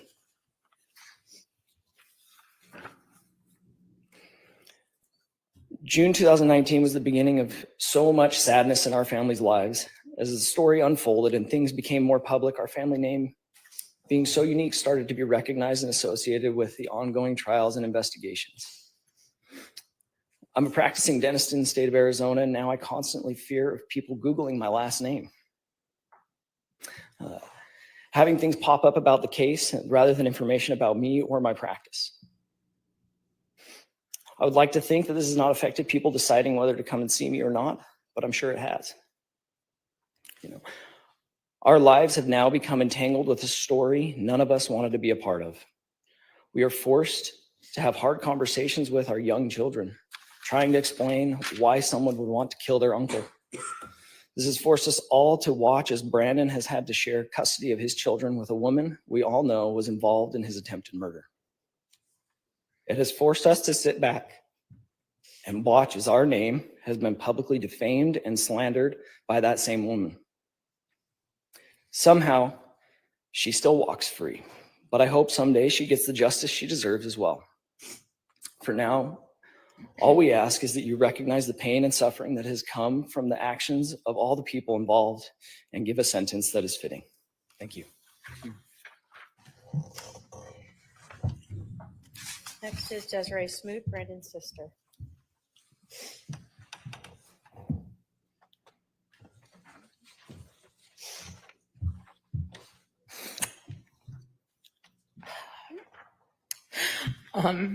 My name is Desiree Smoot, and I am one of Brandon Boudreaux's older sisters. Sorry. It is extremely hard for me to explain just how much my brother means to me and how much the decision of Lori Daybell and others to conspire to shoot him on October 2nd, 2019 has impacted my life and my family's life. Nothing prepares you to hear your dad tell you that someone tried to shoot and kill your brother and that they missed him by inches. The shock, anger, helplessness, and fear you feel is unimaginable. Our lives were completely changed after that day. I saw my brother in person a few days after the attempted shooting, and I will never forget that moment. I can still see him today. His face was so full of fear and shock. He couldn't comprehend what had happened to him. He feared for his life and for his children. As an older sister, there's nothing you want more than to protect your brother, and I couldn't do anything. I couldn't take away his fear and pain. I couldn't fix this. I can still hear my brother's voice as he broke down on the phone. He cried to me, asking how he was supposed to explain this to his children when they were older. How was he supposed to tell them that someone who was supposed to love him tried to take his life? The heartache in his voice broke me. I knew that this was a reality that he was going to have to face at some point. The trauma for him and his kids will never be completely over. The following months after the attempted shooting of Brandon, my husband and I lived in constant worry and fear as we tried to help support Brandon and my nieces and nephews. During this time, my husband was called by my dad and asked to rush over to their house because there were people there that we were really scared of. I remember being terrified for my brother, my nieces and nephews, my parents, and my husband. During that time, we also lived in fear that someone could possibly show up at our house. We had my brother and my nieces and nephews at our house quite often, and we had to be so vigilant in being aware of our surroundings because we didn't know if people were going to show up, people that were trying to hurt my brother. The stress and fear greatly impacted my husband and I as we tried to appear normal for our own kids and for my nieces and nephews because we didn't want them to be worried. Our work lives were impacted as we tried to balance our jobs with the stress and fear we were experiencing. I have never known fear like what we experienced for those few months after the shooting. Eventually, my brother was so scared he decided he needed to take his kids and go into hiding because he didn't feel safe. My mom, my sister, and I decided we would split up the time and each go and support Brandon and help with the kids. I took off a week of work and left my own family to try and offer a little bit of love and safety to my nieces and nephews whose lives had been completely changed because of others' choices. Brandon and I worked hard to try and keep everything normal for his kids while both of us were scared and worried. We didn't want the kids to feel our fear, but we were scared. The amount of stress this balance put on us was extremely hard. We both could feel it. I could see the stress and anxiety on my brother. He was trying so hard to support his kids while he trying to find a way to keep them safe. Family means everything to me, and I am extremely protective of mine. I have felt so angry and helpless because I haven't been able to fix this for my brother and my beautiful nieces and nephews. My heart aches for the realities my nieces and nephews will have to face as they get older and realize what happened to their dad and how all of this impacted their lives and will continue to impact their lives. It is not fair, and I hate it.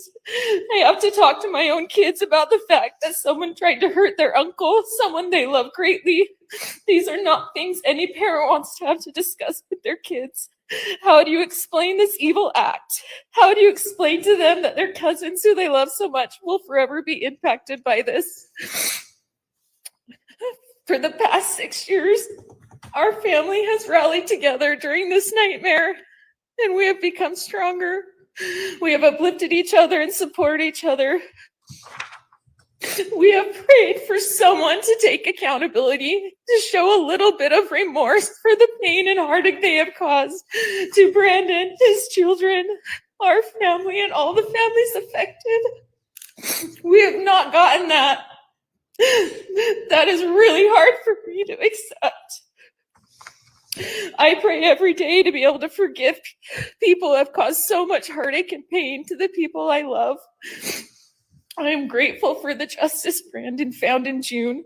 I am grateful for the people who worked for that.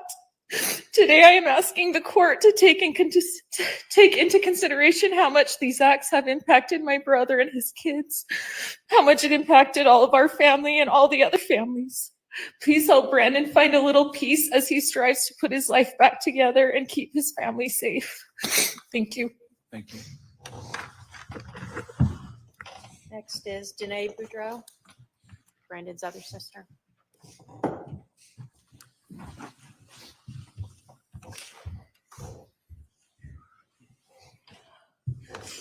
Hi, my name is Danae Boudreau, and I'm the youngest sister of Brandon. I've always been thankful for the beautiful family that I was raised in. My parents raised us in a home filled with love, laughter, and a belief in our Savior, Jesus Christ. I'm lucky to have meaningful relationships with all 5 of my older siblings.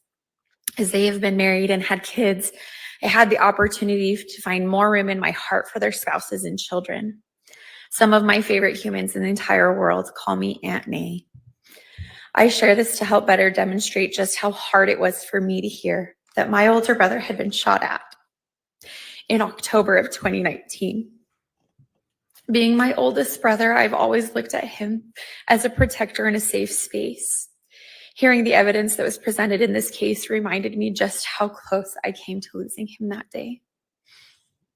As terrified as I was to lose my brother, I could not imagine how devastating it would have been to my nieces and nephews had they lost their dad that day.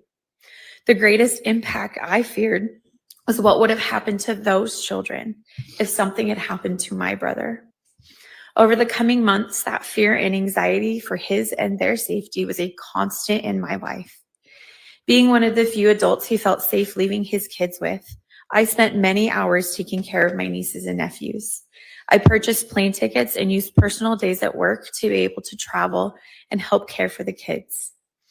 I was a kindergarten teacher at the time, and I spent time reading with my niece who was in kindergarten that year. I held my brother's kids close and I comforted them during times of uncertainty. I have an unwavering belief in doing anything in my power to protect innocent children. In the aftermath of the attempted murder of my brother, I watched my entire family rally to do just that for my nieces and nephews, protect them. We set aside our own fears and worries to make sure that those 4 children were surrounded with love and security. I forged a special bond with my nieces and nephews, one that I still carry today. Had something happened to my brother that day, this bond would most likely not exist. I've carried fear, anxiety, anger, and sadness in my heart as a result of what happened to my brother. There have been times I've feared for my own safety as I've helped to keep those children safe. Out of respect for my brother and his family, I have stayed silent all these years as we've placed our trust in the justice system to hold all of those responsible accountable for what they did. I cannot begin to imagine what my life would look like today without my older brother and his family.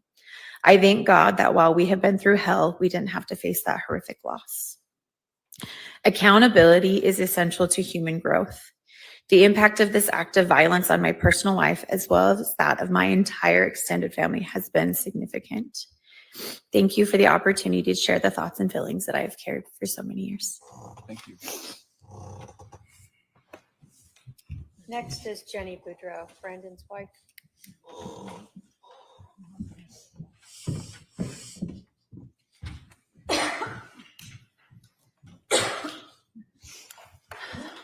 My name is Jenny Boudreau, and I am Brandon Boudreau's wife.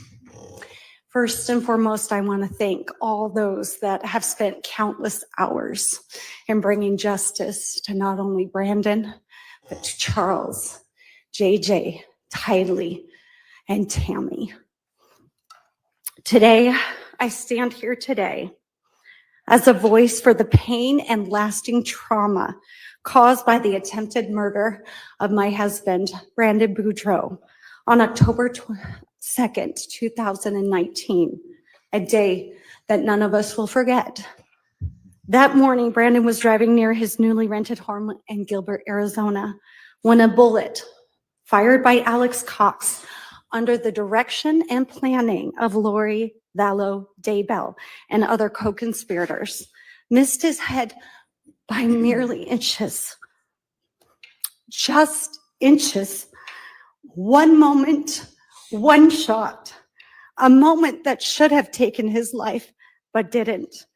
And yet, that near-death experience has forever changed his life and mine. When I met Brandon, I saw a man with one of the biggest hearts I have ever known. But it was a heart that had been bruised deeply and wounded by betrayal from those he trusted most, to be hunted by people who were supposed to love and protect him. His own family left scars that go far beyond physical danger. It robbed him of a sense of safety. It shattered his ability to fully trust. It forced him to live in fear. For months, Brandon was living in hiding, moving from place to place, always looking over his shoulder. The people who wanted him dead still were out there, and he knew they were not finished. After the horrifying news of the murders of Charles and Tammy, and especially Tylee and JJ, children he loved and he knew, Brandon had countless sleepless nights. The fear became constant. I will never forget the night when Alex and another showed up at his family home searching for his children and Brandon. The fear I heard in Brandon's voice was like nothing I had ever heard. He believed that he and his children could be killed. This was his new reality. These crimes weren't just about money or power or twisted religious beliefs. They were also about destroying families, destroying lives. Lori and her co-conspirators tried to take away a father from his children. This is a man who reads scriptures with them, tucks them to bed at night, plays games with them, supports their dreams, encourages them, and loves them with all of his heart unconditionally. He would do anything for his children. Had that bullet not missed, these beautiful children, now my beloved bonus children, would have grown up without a father's guidance, his protection, and his love. No child should ever be denied that. Brandon was deeply traumatized, and yet he continued to show up for his children, for truth and for justice. Even on the first day of our honeymoon, which was meant to be joyful and sacred, I watched my new husband weep in a car after having to identify the remains of a boy he once loved and tried to protect. That boy was JJ, a cousin of Brandon's former wife, the son of the very woman who tried to orchestrate Brandon's murder. That weight, that moment is still and always will be heavy in our lives. He has survivor's guilt. He sometimes wondered why he survived and the others did not. He would say, I would switch places with Charles, with JJ, with Tylee, and even Tammy so that they could live. This is the kind of person Brandon is.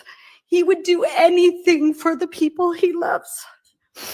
Brandon carries emotional scars of attempted murder, betrayal, and loss every day, and yet he remains kind. He remains faithful, and he remains a father that his children are proud of. Today, I am proud to stand beside him as his wife, his best friend, and a witness of his resilience and his courage. The truth has finally come to light. And although it has taken many years to get here, I pray that justice will be served properly. Evil tried to silence Brandon, but it failed. He is still here. He is still standing. And because of that, so are we. Thank you so much. Thank you. Last will be Brandon Boudreau. After Brandon speaks, we'll need to give the court reporter a short break, so I'm just letting everyone know.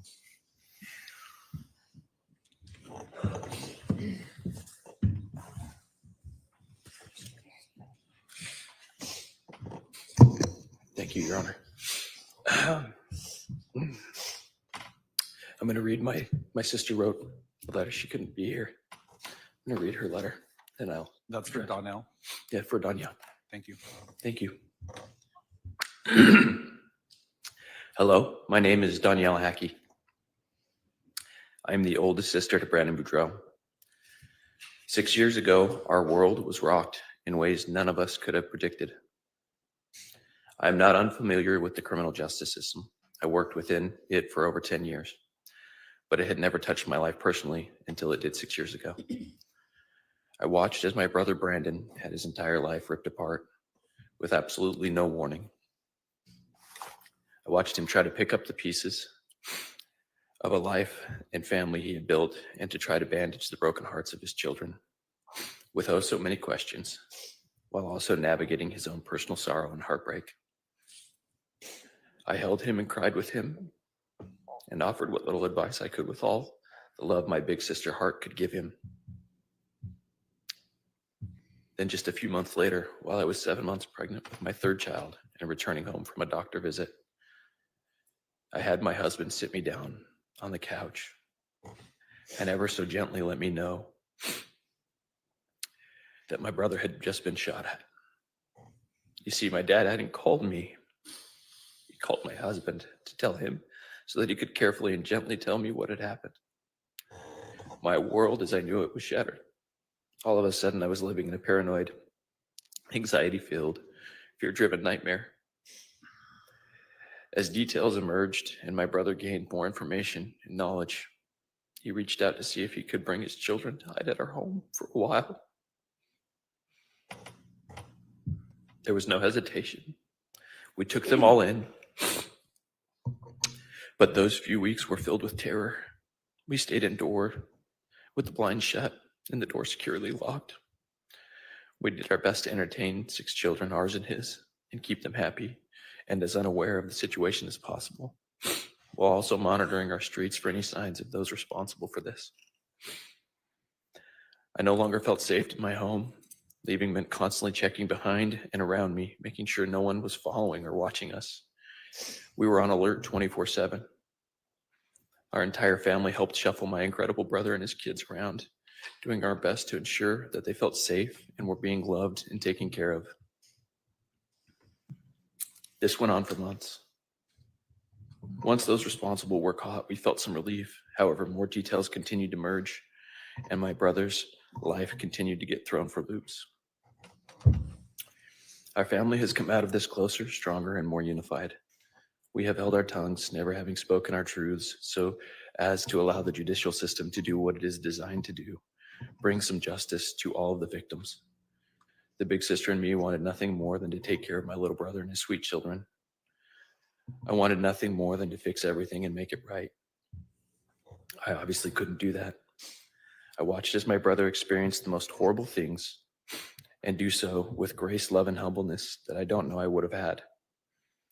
I am grateful for the example he has been to me. I pray that our family can continue to heal and move on and hold strong to each other as we try to close this chapter. So many lives were impacted by such selfish choices. I'm forever grateful that my brother was spared that day. And I know that for me, I will never be able to go back to being blissfully unaware of the horrific choices people can make for the most unimportant and selfish reasons. Thank you for your time, Danielle Hackey.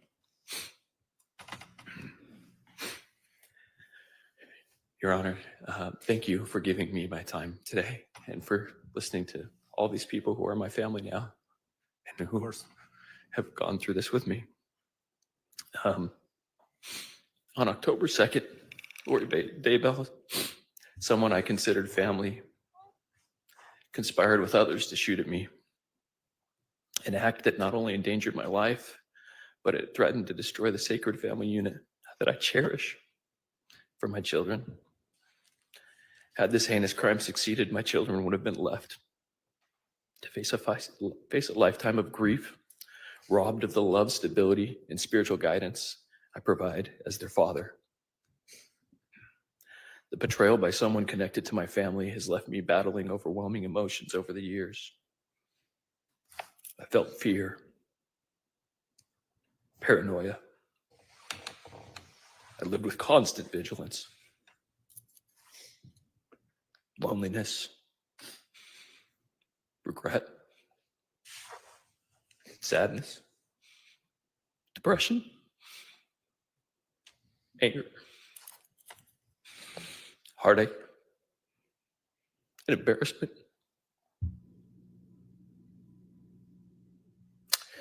All while striving to remain a beacon for my children. I didn't want them to see.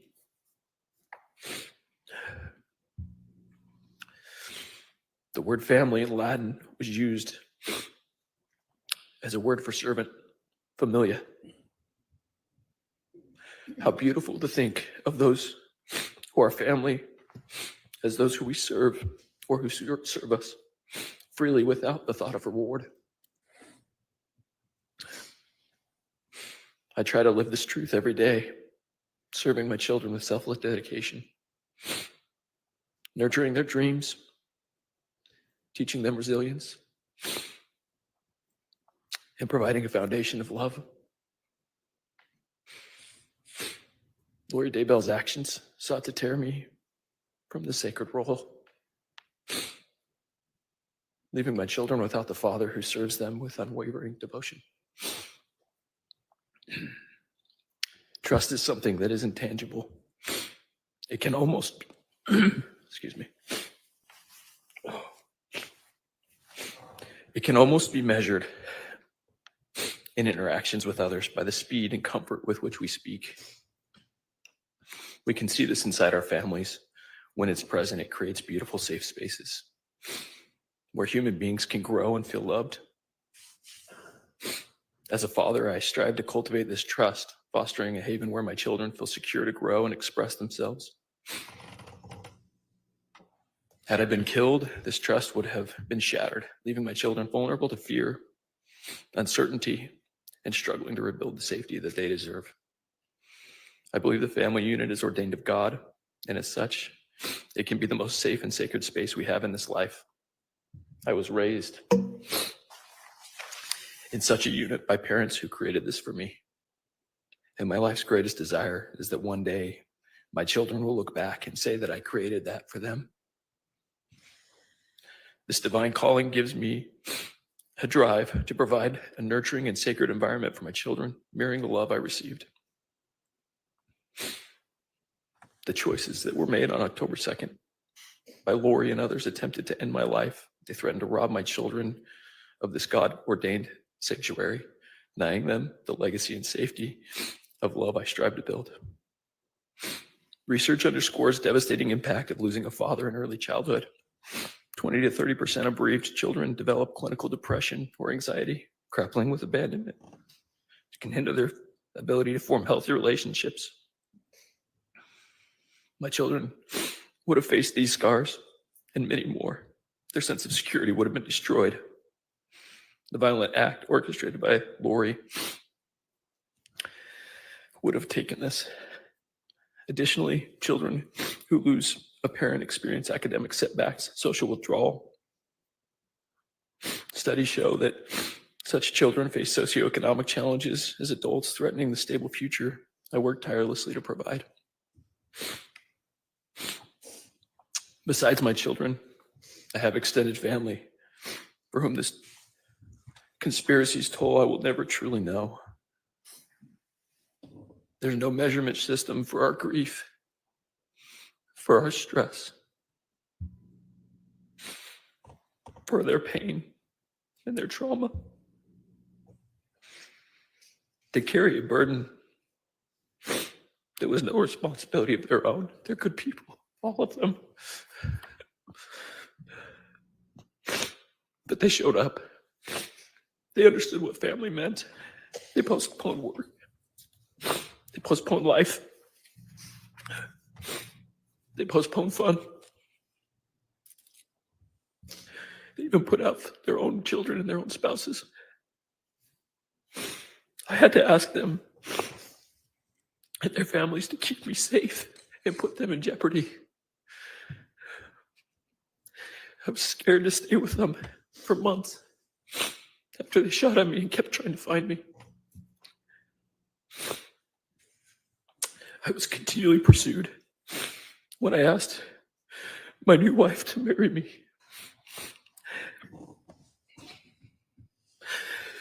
I had to do so, knowing the burden I brought to our marriage. A life filled with unwanted attention, trauma, from a conspiracy I knew nothing about until it was almost too late. This burden will never go away, but we will learn to deal with it. We can never go back. We can't fix these things. There's no way to make right all the injustice and suffering that we've endured. So my greatest hope is that we can protect others from facing it. I hope those who participated can be removed from a place where they can have a chance to hurt anyone ever again in the future. No one deserves to live a life of fear and trauma. I have friends who stood up and put their lives on hold to help me and my children. I don't know how to convey to you the fear they must have felt to just be involved with me or around me. As others conspired and continued to come looking for me, I can't imagine the impact it had on them after the fact or during, and some of them had to distance themselves to keep their family safe. Finally, this overwhelming toll and conspiracy has had so much effect on those who are called upon to uphold our laws, and to those that I employed to try to protect my family. I would include attorneys, law enforcement, juries, yourself, your staff, all the people who have to deal with this. We've spent countless hours and precious resources from our community's taxes, mine and my family's personal finances, striving to prove exactly what happened, and most importantly, to keep children safe.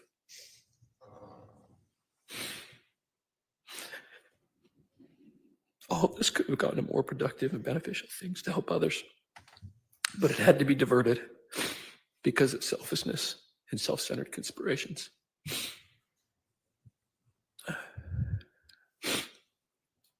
Your Honor, I'm a believer in forgiveness,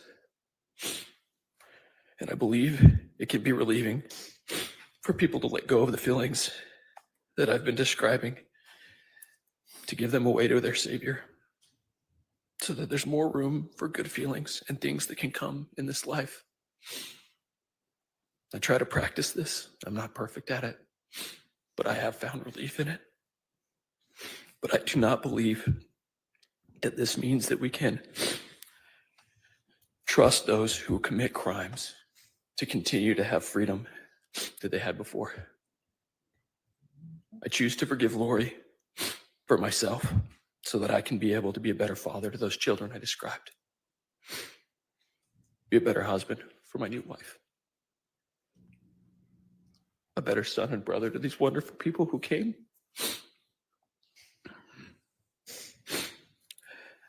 And a better neighbor and friend to those people who were there for me when I needed it most. But I have never seen any remorse or acknowledgement from Lori or any of her conspirators. Only denial, shaming, and accusation. I would never feel safe if she has freedom. I will always fear her for what she would try to do, again, to hurt my family. The trauma of this attack has already shaken my children's sense of safety. It's forced me to fight through pain, and it's forced me to work to restore trust for them in this life that we live. Lori's conspiracy was an assault on the essence of familia or selfless love. It's an assault on trust, and it's an assault on the divine sanctity of what a family is and what I grew up in. I would urge you to recognize this harm, this act that was intended to inflict pain upon myself, my family, my children, who deserve to grow up in a sacred, safe space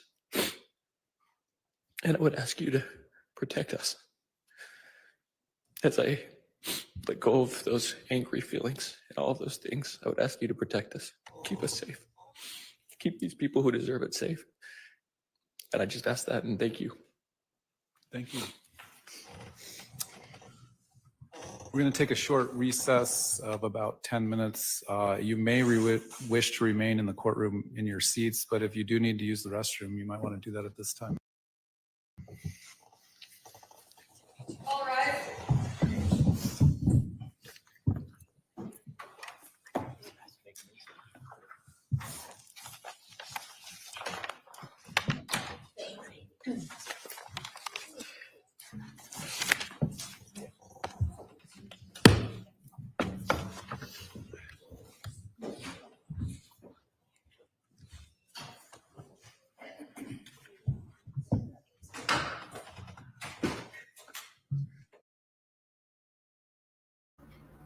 Holy crap, that room is packed. All right, so we are going to listen to a new song written by Viper called Hot Shot YouTuber. It's my new favorite song. Shit, here we go. Boot up the stream, grab your snack and noodle. Here comes the queen, kid and caboodle. Wi-Fi blazing, wig on tilt. More drama than a soap opera quilt. Kid logs on in a sparkly robe, sipping iced tea like she runs the globe. Drops more truth than a psychic at noon, with a cat named Taco and a raccoon named Boom. Kid and caboodle is a hot shit Uber. Wi-Fi warrior, clickbait mover. Shaking up the algorithm like a smoothie blender. Watch out, trolls, he's a copyright sender. Hot shit YouTuber, talking tea with a pink ring light aura. Yeah! She reviews shampoo and ghost hunts too. Caught Bigfoot slipping in a Gucci shoe. Unboxes snacks, talks haunted dolls, and drops a diss track on bathroom stalls. Kid and caboodle is a hot shit Uber. Hashtag queen, thumbnail smoother. Dancing in a study with a llama on her head. Uploading content even while in bed. Hot shit YouTuber. Even aliens subscribe, that's no rumor. Yeah! She vlogs in Walmart, midnight mission. Caught in aisle 9 with divine precision. Mic in hand, she interviews cheese. Sir, you aware you're lactose free? Goes live while baking glitter pies. Starts a feud with ducks, no lies. Reacts to Karen's, paints her Jeep. And once went viral yelling sheep don't sleep. Kitten caboodle is a hot shit Uber. Ring light blazing, sassy maneuver. Bans a troll while dancing to chair. Then sells merch made from her own hair. Hot shit YouTuber. Even her outro has a blooper. Yeah! She taught a goose to play Fortnite. Hosted a seance on Tuesday night. Got possessed midstream. Ate a burrito. Still hit upload. Respect amigo. Now Netflix calls and brands want to collab. But Kit just vlogged from her glittery cab. She's not here for clout or fame. She's here to win the YouTube Hunger Games. Kitten caboodle is a hot shit Uber. Lights, camera, chaotic humor. She'll roast your comments then send a prayer. While flossing in boots with electric hair. Hot shit YouTuber. Cue the outro. She's gone lunar. Yeah!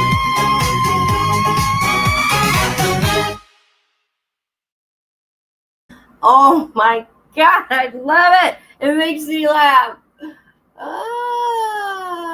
Heck yeah. Well, I be calling you back. I'll be calling everybody back today. Sometime. I haven't answered my phone hardly for anybody but my doctor. Oh my God, it's so funny. Who's trolling me? Nobody's trolling me. Hi. Now, people, they're trying to take my channel from me. Check this out. I want to show you something. Like, I love that song. I love it. I'm going to show you guys something. Look at this shit.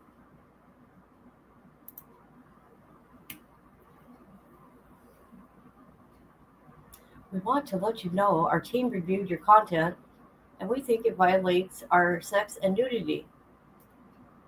We know this may not have realized this was a violation of our policies or may have not known, so we're not applying a strike to your channel. However, we have removed the following content from YouTube.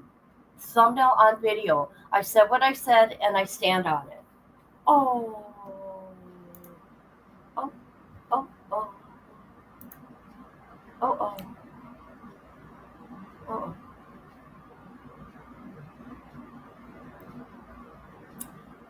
Well, at least I didn't get a strike, right?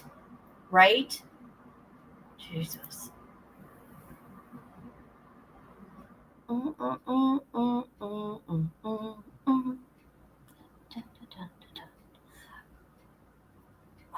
Hey, Viper, I'm gonna have to talk to you sometime. I don't know. The only reason why I would think that would happen to me, I mean, there's no sex or unity on my channel. Nudity. Nudity. I can't even talk right. There isn't. Nothing. You people know that. You will never find that on my channel. Sex and nudity policy.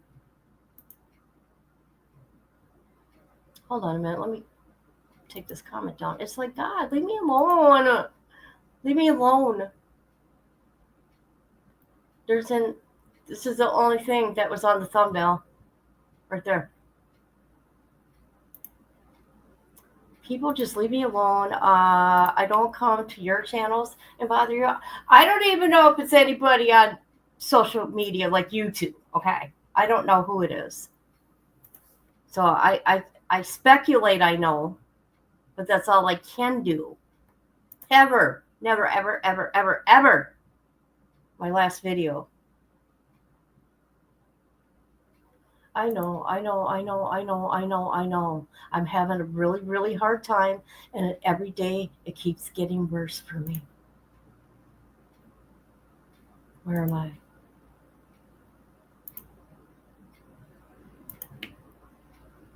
How do you do that? I don't know how to do that. You can do that? Let me look. Let me look. How do I do that? Let me go to managing. Do I do this right here? Oh, I know what to do. Hold on. I figured it out. There we go. I found out how to do it, I think. I figured it out. Oh, under settings. Oh. Okay. Let me look. I thought I had it going on. Hold on. That'll work too, though. Settings. I'm understanding this shit.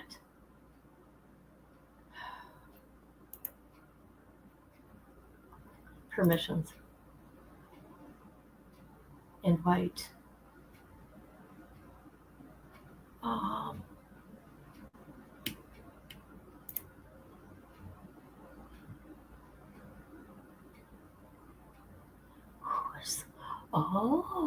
Listen to this. Who the hell? I need to find out who that is. Sorry, if I'm not looking, I'm in StreamYard. I'm looking at things. Let's see. I'll do this because I need an email address. I got it somewhere. Oh.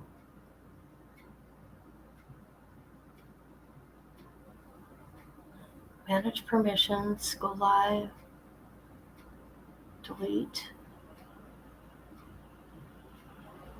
I don't know. We'll have to figure it out. I'll figure it out later. Dang it. And I'll do that. Yeah, we'll do that, okay? I know at least I'm talking out loud so you guys, get an idea what I'm doing, all right? Because I'm Kit, the hot shit YouTuber. Don't forget it.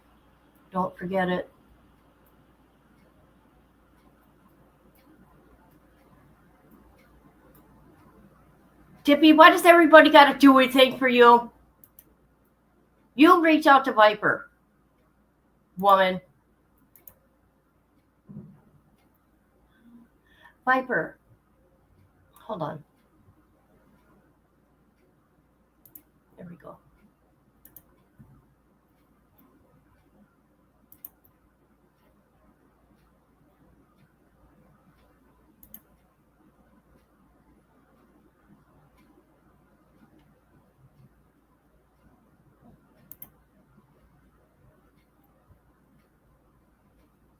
Look at this. What's going on YouTube? Look at this. That's because everybody's watching this.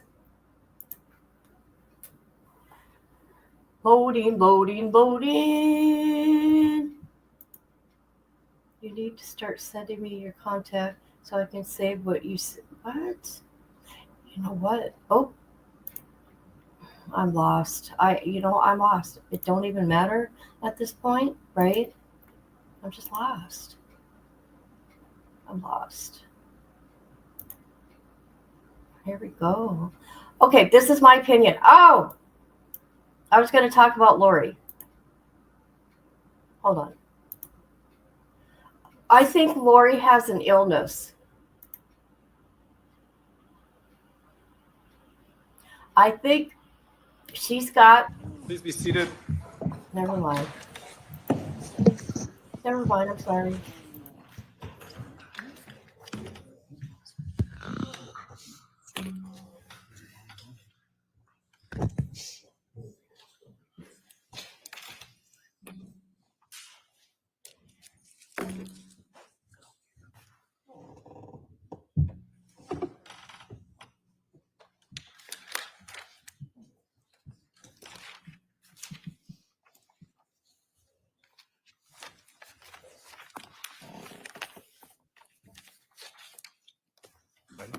Back on the record in CR 2021-001704, CR 2022-001242. The state can continue with its presentation. Thank you, Your Honor. This time, I would like to address the court.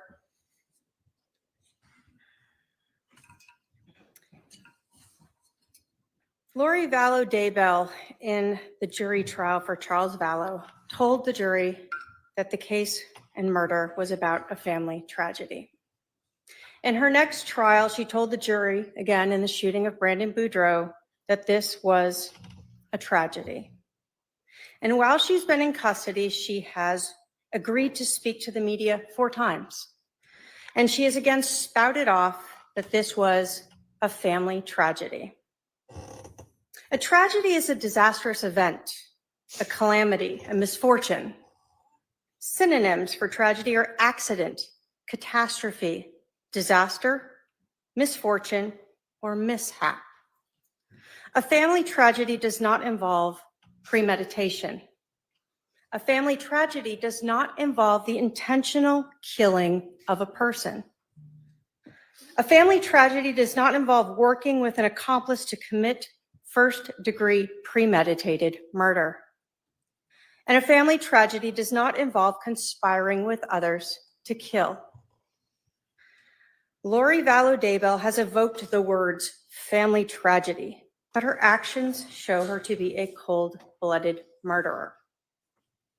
Even more disturbing than Lori Vallow Daybell's attempts to fashion the murder of her husband, Charles Vallow, and the shooting of her nephew-in-law, Brandon Boudreaux, as a tragedy is the way she has twisted religion and fashioned it as a justification for her actions.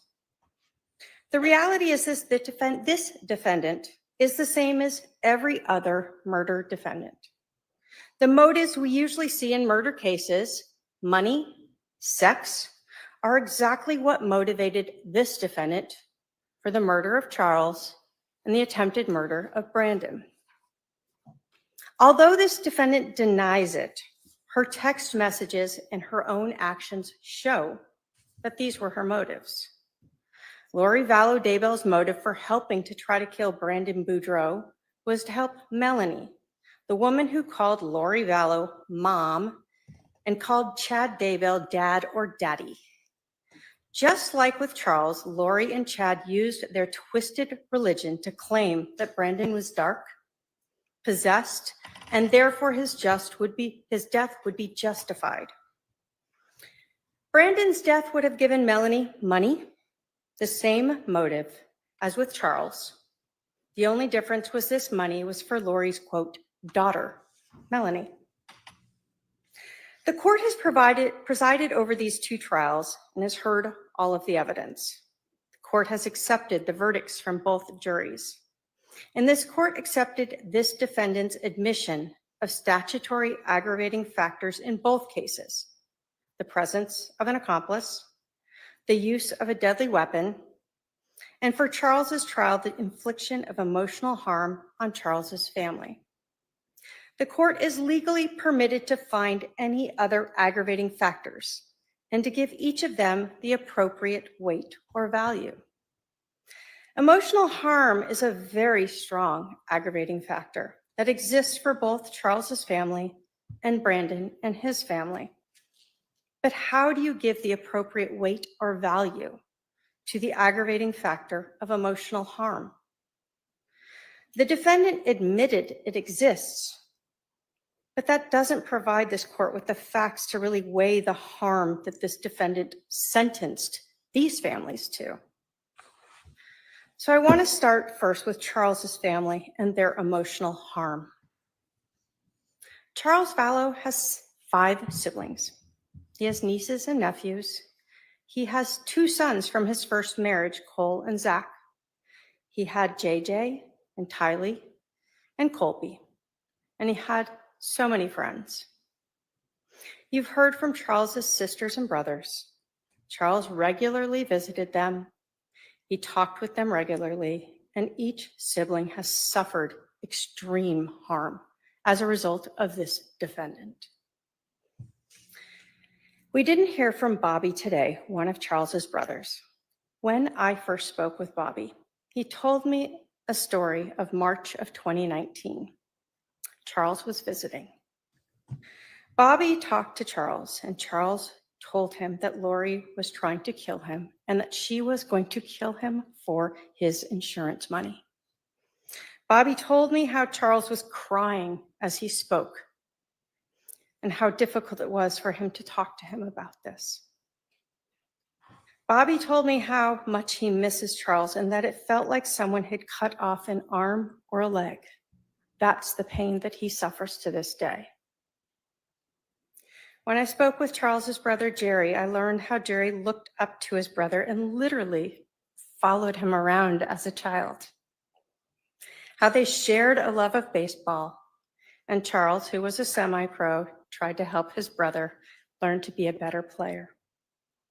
This is a loss that Jerry still feels every day.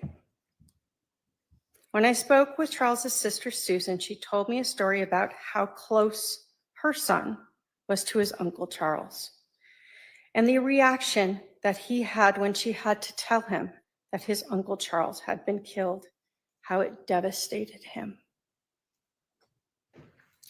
When I first met Kay and her husband, Larry, I could see the exhaustion in their eyes after going through the trials in Idaho. Kay and Charles were exceptionally close, and it was clear to me that Kay would do whatever was needed to ensure that her brother got justice. And she has been here many, many days. But one of the most disturbing parts of this case that gives so much weight to the aggravating factor of emotional harm and shows how callous, how self-centered, how uncaring, and how narcissistic this defendant is the text messages that she sent to Charles Vallow's sons, Zach and Cole, on July 12th, the day after Charles died. She let them know via a text message that their dad was dead. She wrote, quote, "Hi, boys. I have very sad news. Your dad passed away yesterday. I'm working on making arrangements, and I'll keep you informed with what's going on. I'm still not sure how to handle things. Just want you to know that I love you, and so did your dad." One of Charles's sons texted back, "Lori, what happened?" Lori Vallow knew that Alex Cox had shot and killed Charles, but instead of being honest or caring about his sons, she lied and told them, "We are still waiting on the ME report. I'll let you know more when I can." Charles's sons texted again and again, and at one point, one of them indicated, "You can't just tell us Dad died and disappear." On July 15th, one of Charles's sons texted Lori and said, quote, "Okay, Lori, it's been 3 days. You let us know our father passed away over a text message. 3 days and we haven't heard from anyone. The only information we have is the one text from you saying he passed away. You disappeared after that. We need any information you have. What happened? When did it happen? How did it happen? Where is he now? Are there any funeral plans? We talked to him all the time and now he's gone. He was our dad and we loved him very much. We deserve answers." Lori Vallow Daybell never answered their questions about what happened to their dad.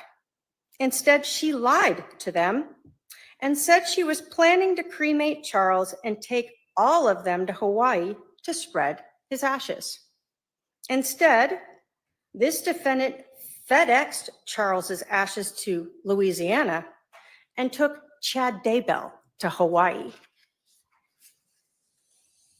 This court has heard from just a handful of the people who loved and cherished Charles. There are more in the courtroom and many more who could not be here. Each one of them will never be complete again. This defendant damaged every one of Charles's family members and friends when she helped orchestrate his murder. This court is in possession of lifetime injunctions for Susan Vallow, Jerry Vallow, and Kay Woodcock. The state asks that you sign those and serve them on the defendant. The state also provided to the defendant hard copies of the restitution requested by Kay Woodcock for travel, food, and housing, all the things she had to do to be here in this court. The total amount of restitution for Kay is $8,949.52. The state asks that you order that restitution. The court also heard from Brandon Boudreau and his family. Brandon survived his attack, but he suffered for months, fearing he would be killed. Brandon left Arizona to hide from Lori Vallow, Alex Cox, and Melanie Boudreau Pulowski.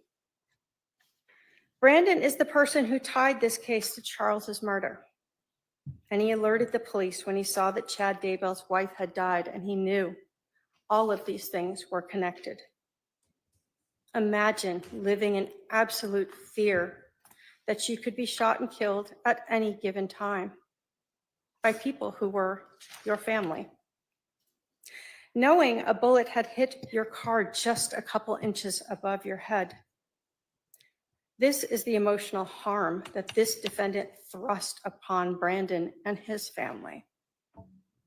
The court is in possession of lifetime injunctions for Brandon Boudreau, and the state asks that you sign it and have it served upon the defendant. Brandon asks to keep restitution open. You will be requesting that later. As I said earlier, the court has to weigh all of the aggravating factors that have been stipulated to by this defendant, all of the aggravating factors laid out in the state's sentencing memorandum, and the aggravating factors expressed to this court by the next of kin and victims against any alleged mitigating factors this defendant might present. There is no doubt that the aggravating factors substantially outweigh any alleged mitigation. The volume and weight of this defendant's actions and the aggravating factors support running each of these defendants' convictions consecutively to the others. Because of all of the aggravation, this defendant's actions, the state requests that this court run Brandon Boudreau's case consecutively to Charles Vallow's case, and that these two conspiracy to commit first-degree murder convictions from Arizona be run consecutively to the sentences in the defendant's Idaho murder case, CR 22-21-1624. Thank you. All right. Would the defendant like to address the court or present Any witnesses? Yes, Your Honor, can I remain sitting? Go ahead.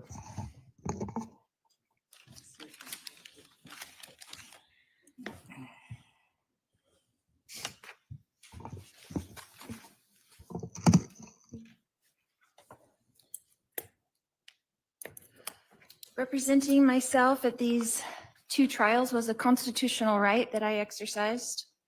I could not have done so without my team. Annalena Ramirez, my paralegal, Jeff White, my investigator, and Pamela Hicks and Robert Abernathy, my advisory counsel. I acknowledge their diligence and hard work in helping me exercise that right. They worked tirelessly and I appreciate them.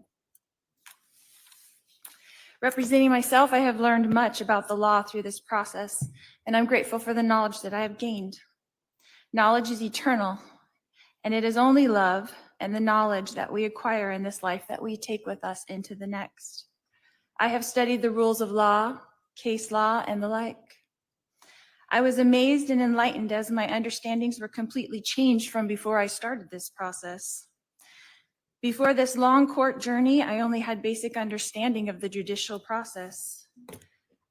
I was of the understanding that both parties would be able to get up at a trial and each tell their side of the story, but I soon learned that the rules of law do not allow that. Actually, they do. The process is much more complex than that. It is not designed for that, although the Constitution of the United States was designed for that. The rules of law negate most of that. As a defendant, I was precluded from calling several witnesses. Other witnesses for the defense were precluded from testifying things that they did witness. As a defendant, I was precluded from asking law enforcement specific questions. I was also precluded from admitting documents that the state turned over to the defense as discovery. The founding fathers of this country did not intend for the rules and laws of trial that have been implemented into this justice system to make it impossible for the accused to defend themselves. Their objective was quite the opposite. They advocated for a fair and impartial and speedy trial. It was never their intention for people to be sitting in jail for years and years waiting to be tried while the state continues to try to gather new evidence against them. This is what our unjustice system has become. Men and women sitting in jail for years and waiting to be heard. The constitutional right of life, liberty, and the pursuit of happiness thwarted. My case is not unique. There are many here in Maricopa County that have been in jail almost 10 years waiting to be tried. The conditions of this jail are not for long-term confinement. You do not have access to direct medical care. You do not have access to proper nutrition. You do not have access to sunlight. You do not have access to decent dental care. In fact, when you have been at Maricopa County Jail for 1 year, they come to your door and offer you a vitamin D supplement because you have not been in the sun in a year. Imagine this for years. It is inhumane. The state of Arizona, according to the laws, since I am a prisoner from another state, only had 90 days in which to give me 2 speedy trials. That's 3 months. I arrived here at MCSO on November 30th, 2023. That is over a year and a half, 20 months specifically. That is over 6 times the amount of time it should have taken for me to have these 2 trials. But Arizona leaves this law up to the judge's discretion, and the judge has the power to extend your trial at his will. Even though the 6th and 14th Amendment of the Constitution of the United States proclaims otherwise. 98% of all cases in Maricopa County end in plea deals where the accused plead guilty. And I'll tell you why. It's so miserable in that jail that they plead guilty so they can go to the prison and have decent food, decent sunlight, and a chance to live. 2% of all cases in Maricopa County that actually do go to trial, of all the cases that actually do go to trial, only 0.2 end in acquittal. That is 1 out of 1,200 people who go to trial go home. That's actually not the correct stat. Is that a system designed to convict you? The rules of law governing trial assure that.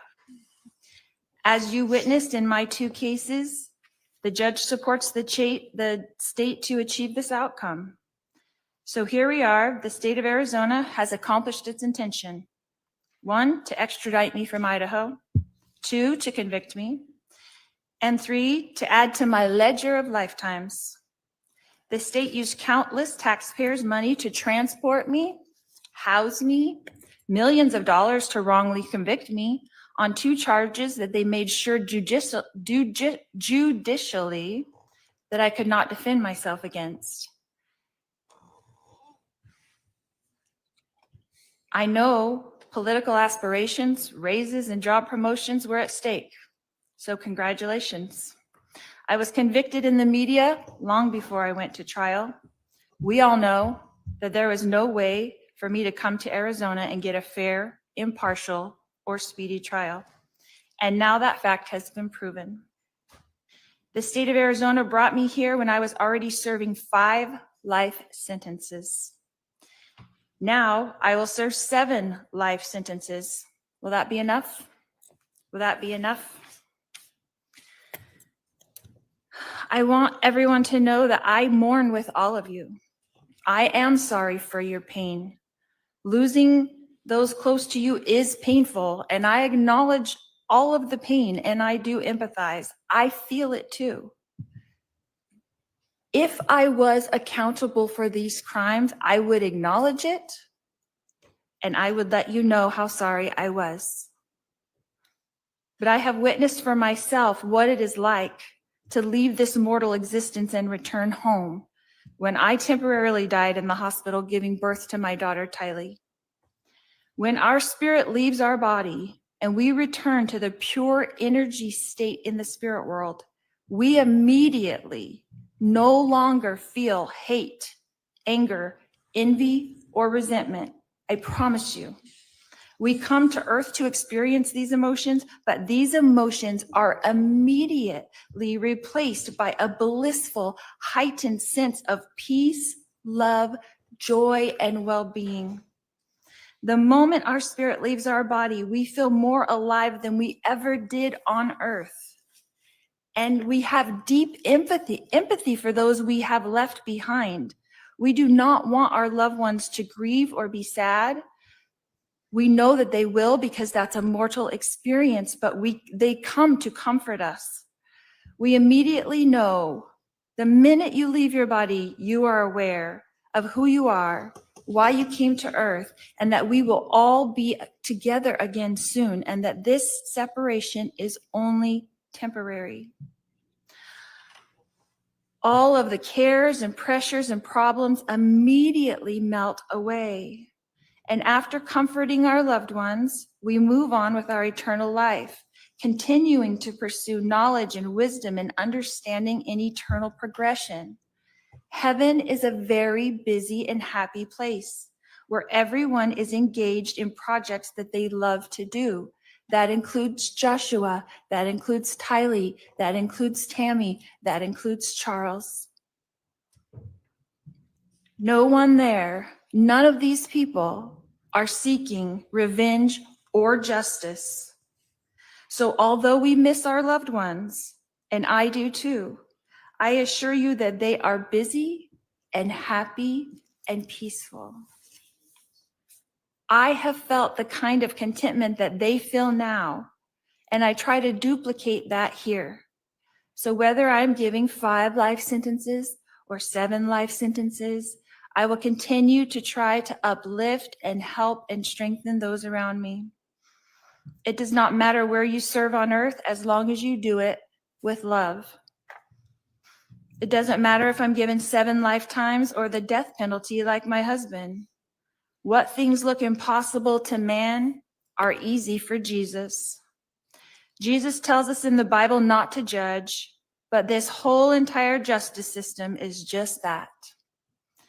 So I want you to watch, because God will show the world great miracles. I will continue to love everyone I come in contact with, and I will turn this battle over to God.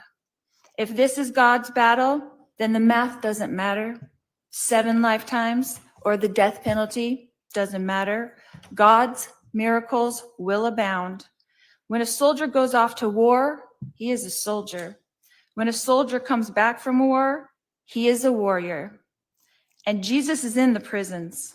He is turning his soldiers into warriors. For the prisoners shall go free. Sometimes victory doesn't look like victory until it's finished.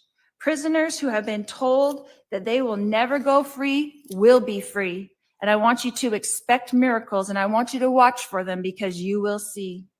We fear not what man can do, because God's warriors surround us. When the battle is relentless, and this one has been for over 6 years, remember, God is building his army of warriors in the prison system. He is turning Sauls into Pauls. When Jesus is sending his servants into the prisons to prepare his warrior team, we will be there only until this purpose is complete, and then the warriors will walk free. We are redeemed by Jesus Christ, so we are free right now, but his chains will break. Prison walls will fall. The power and majesty of God will be revealed. When Jesus is ready, he will call his warriors from the prisons, and we will walk free, and we will serve him. I will quote Moroni, the great prophet, from Moroni 8:16, and he says, "Behold, I speak with boldness, having authority from God. I fear not what man can do, for perfect love casteth out all fear." And in Ether, Moroni says, "And now, if I have no authority for these things, judge ye. For ye shall know that I have authority when ye shall see me, and we shall stand before God at the last day."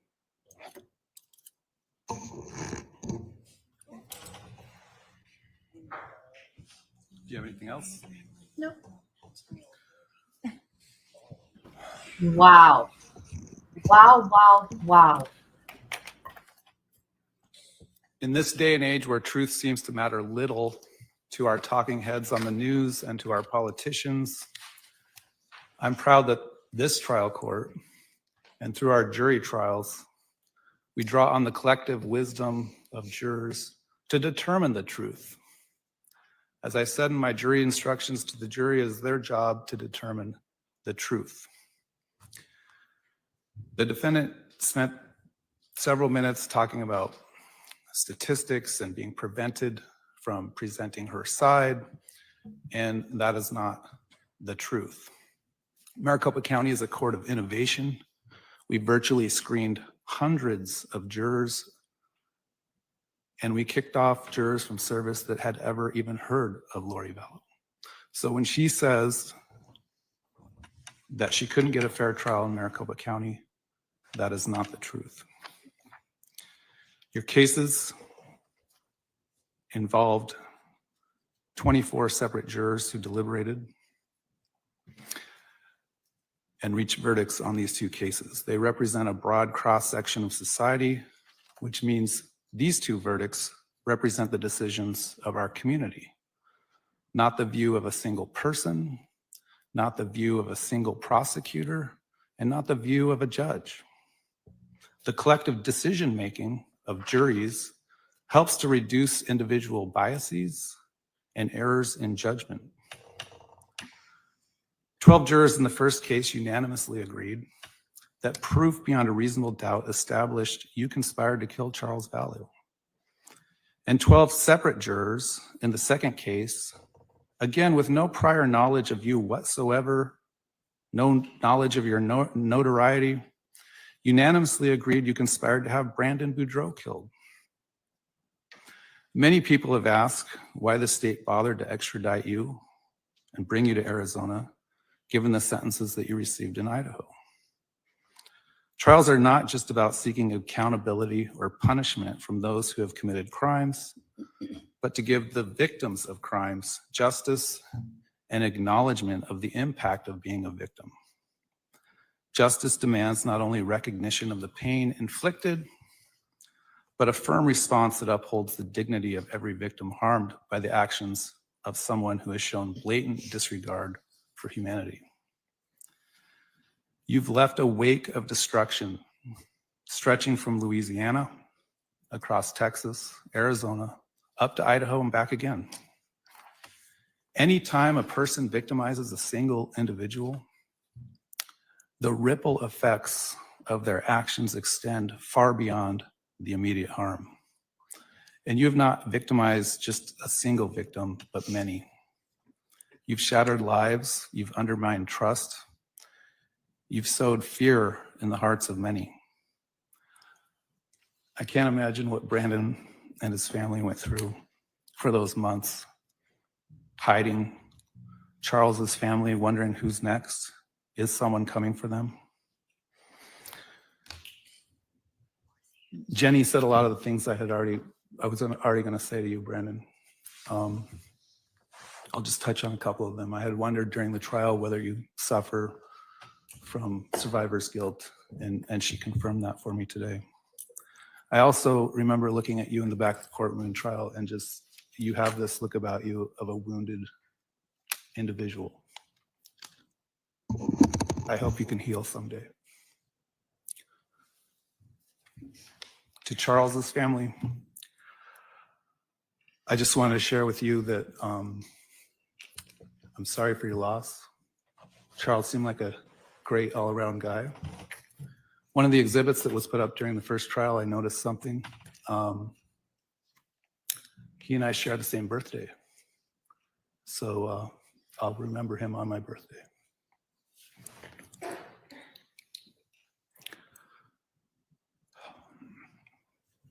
I've seen many, many cases in my career where someone faces a long prison sentence for what amounted to one split-second bad decision.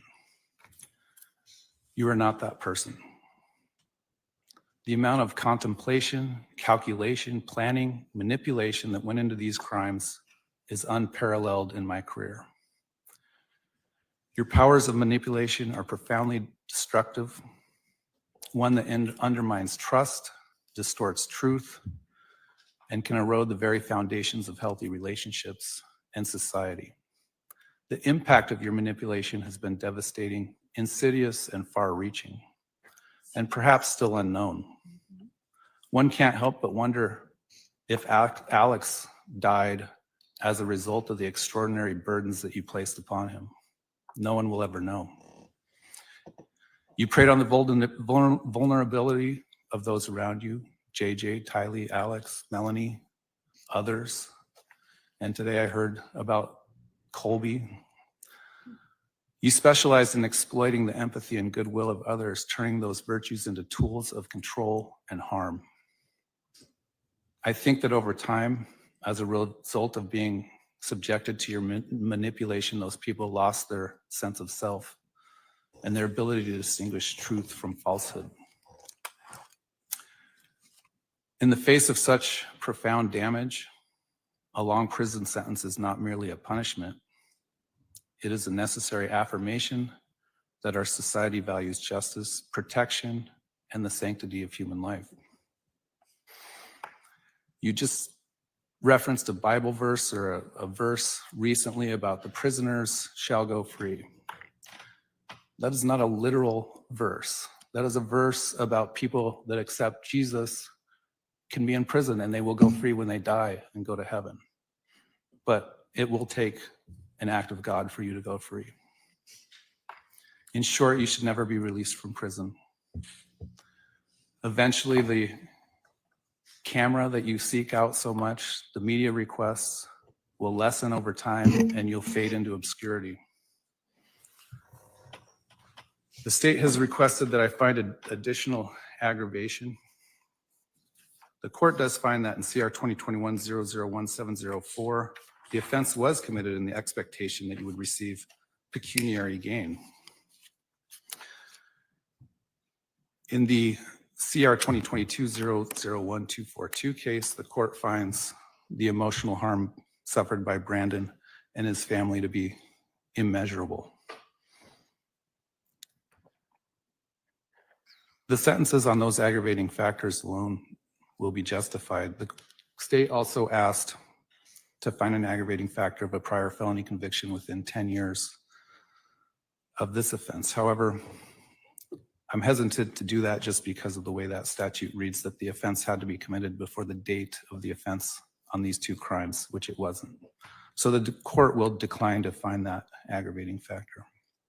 However, as I said, the substantial amount of harm to the victims and the victim's family, emotional, financial, and otherwise, are immeasurable and justifies consecutive sentences.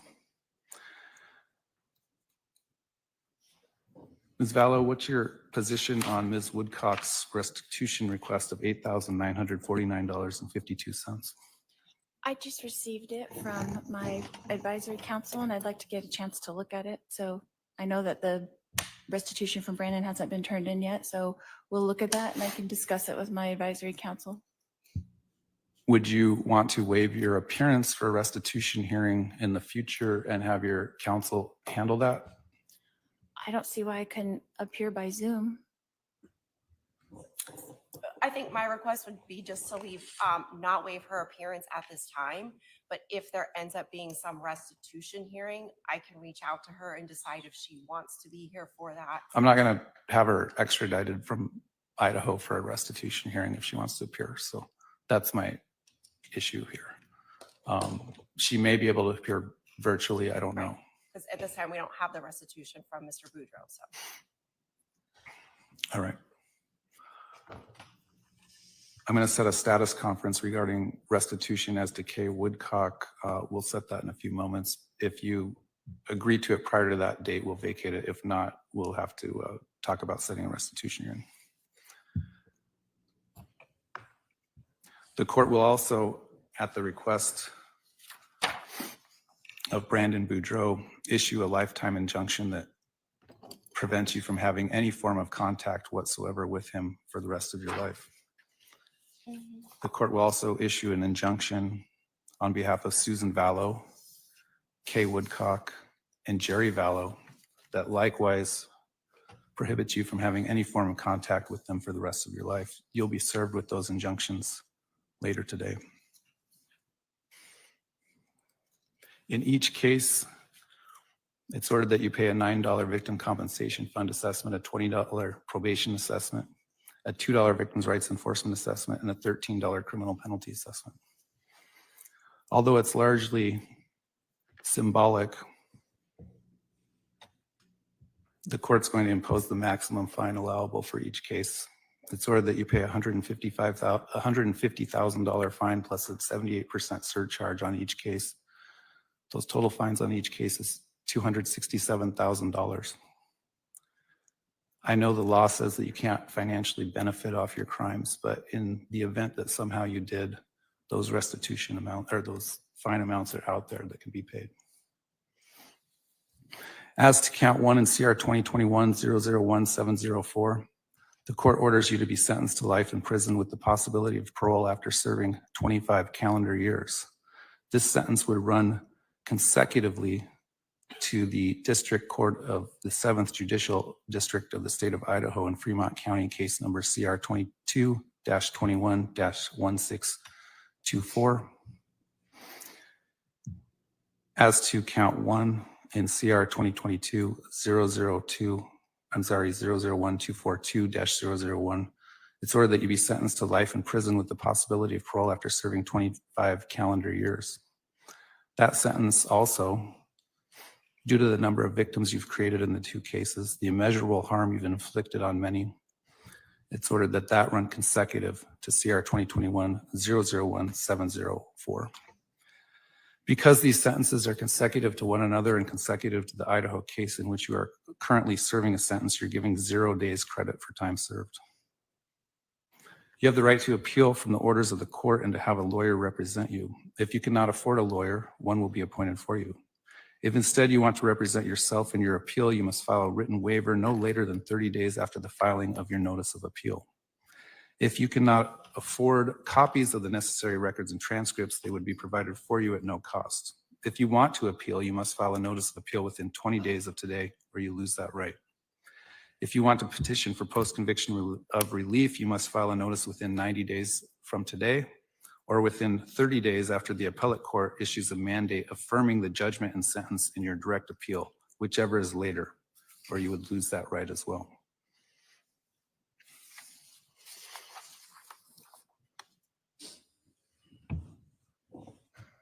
It's ordered remanding you to the Custody Department of Corrections effective today to carry out those sentences. We're at recess.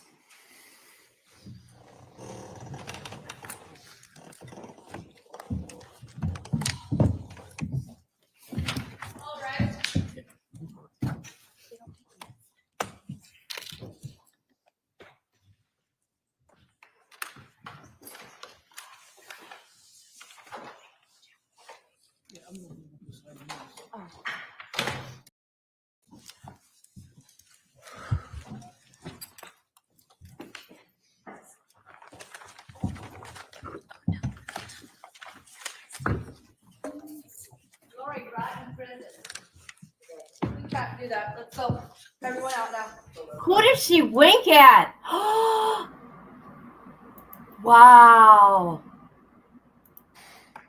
Look at, they took her down. Oh my God. Look at that evil thing. 7th Judicial District of the State of Idaho in Fremont County, case number CR 22. Because these sentences are consecutive to one another and within the field.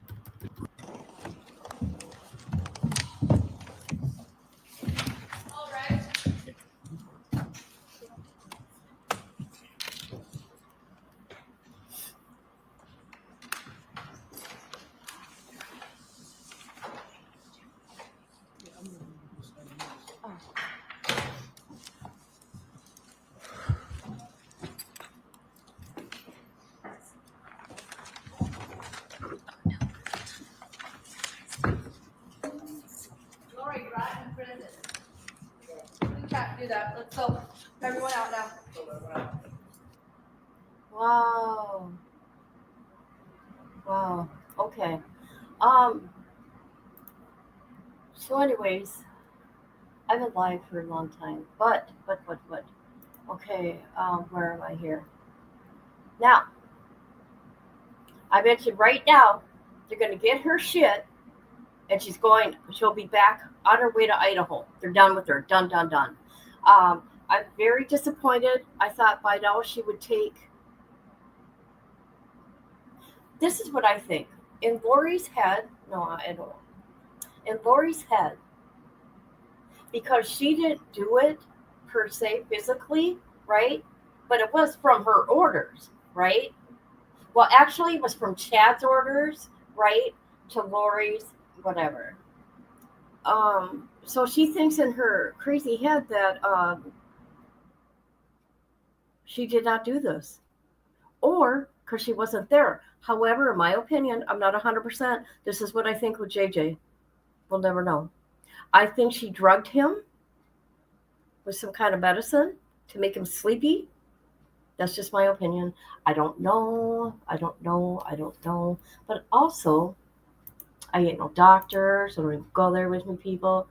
I'm thinking maybe she has this right here. Lexithenia.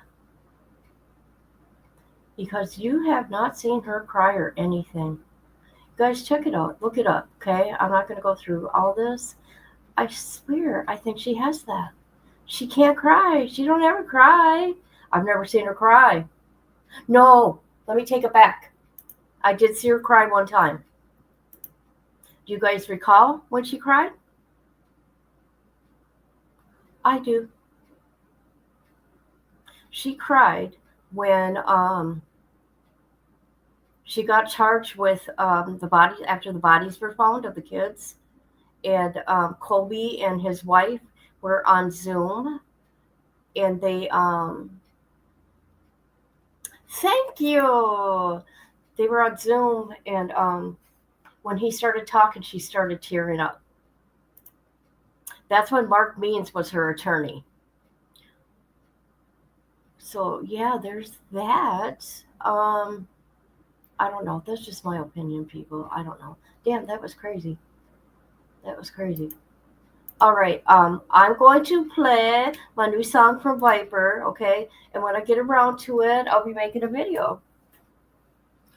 But I have stuff to do here. I've talked to my doctor 3 times on the phone, and Yeah, so there's that. Hold on, we're gonna play my song. Viper wrote this song for me and another person. What's that person's name? Hold on. What in the heck is going on? All right. Here we go. Right here. Caboodle. I don't know who that is, and I'm just being honest. And I have to download this and create an account so I can play this stuff. So there's that. Listen in, people. Boot up the stream, grab your snack and noodle. Here comes the queen, Kid and Caboodle. Wi-Fi blazing, wig on tilt. More drama than a soap opera quilt. Kit logs on in the sparkly robe, sipping iced tea like she runs the globe. Drops more truth than a psychic at noon, with a cat named Taco and a raccoon named Boom. Kid and Caboodle is a hot shit Uber, Wi-Fi warrior, clickbait mover, shaking up the algorithm like a smoothie blender. Watch out, troll, she's a copyright sender. Hot shit YouTuber, talking tea with a pink ring light aura. Yeah. She reviews shampoo and ghost hunts too. Caught Bigfoot slipping in a Gucci shoe. Unboxes snacks, talks haunted dolls, and drops a diss track on bathroom stalls. Kid and Caboodle is a hot shit Uber. Hashtag queen, thumbnail smoother. Dancing in a study with a llama on her head. Uploading content even while in bed. Hot shit YouTuber. Even aliens subscribe, that's no rumor. Yeah. She vlogs in Walmart, midnight mission. Caught in aisle 9 with divine precision. Mic in hand, she interviews cheese. Sir, you aware you're lactose free? Goes live while baking glitter pies. Starts a feud with ducks, no lies. Reacts to Karen's, paints her Jeep. And once went viral, yelling sheep don't sleep. Kid and Caboodle is a hot shit Uber. Ring light blazing, sassy maneuver. Bans a troll while dancing to chair. Then sells merch made from her own hair. Hot shit YouTuber. Even her outro has a blooper. Yeah. She taught a goose to play Fortnite. Hosted a seance on Tuesday night. Got possessed midstream, ate a burrito. Still hit upload, respect amigo. Now Netflix calls and brands want to collab, but Kit just vlogged from her glittery cab. She's not here for clout or fame. She's here to win the YouTube Hunger Games. Kit and Caboodle is a hot shit Uber. Lights, camera, chaotic humor. She'll roast your comments then send a prayer while flossing in boots with electric hair. Hot shit YouTuber. Cue the outro. She's gone lunar. Yeah. Oh my god. That is the funniest shit ever. Oh my god. Oh my god. I didn't get it, people. I'm slow. Kitten Caboodle. I thought it was another YouTuber. I'm like, hey, me and the other YouTuber are sharing a video or a song. Oh my god. I cannot wait to make a video for it with the song. But okay, you guys go to my community wall too, because that is Viper's music. But he's got something even better, and it's on my community wall, is his live radio station. There is a madness to my creation. Yeah, there sure is. I love it. Yes, yes. Slay, everybody. Slay. That's what my daughter said to me. Oh, I was going to say the other day. That's what my daughter said not too long ago. Yes, mother. Slay, mother. Is it? I don't know.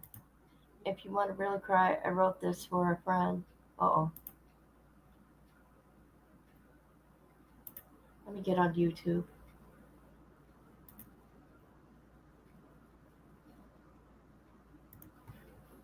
Let me go to my YouTube channel. Here we go.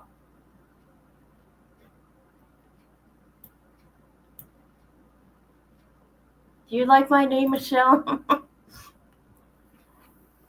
Yeah, that's my new name.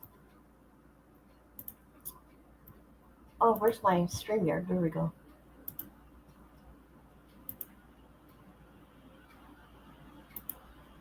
It's called It's Not Just a Box.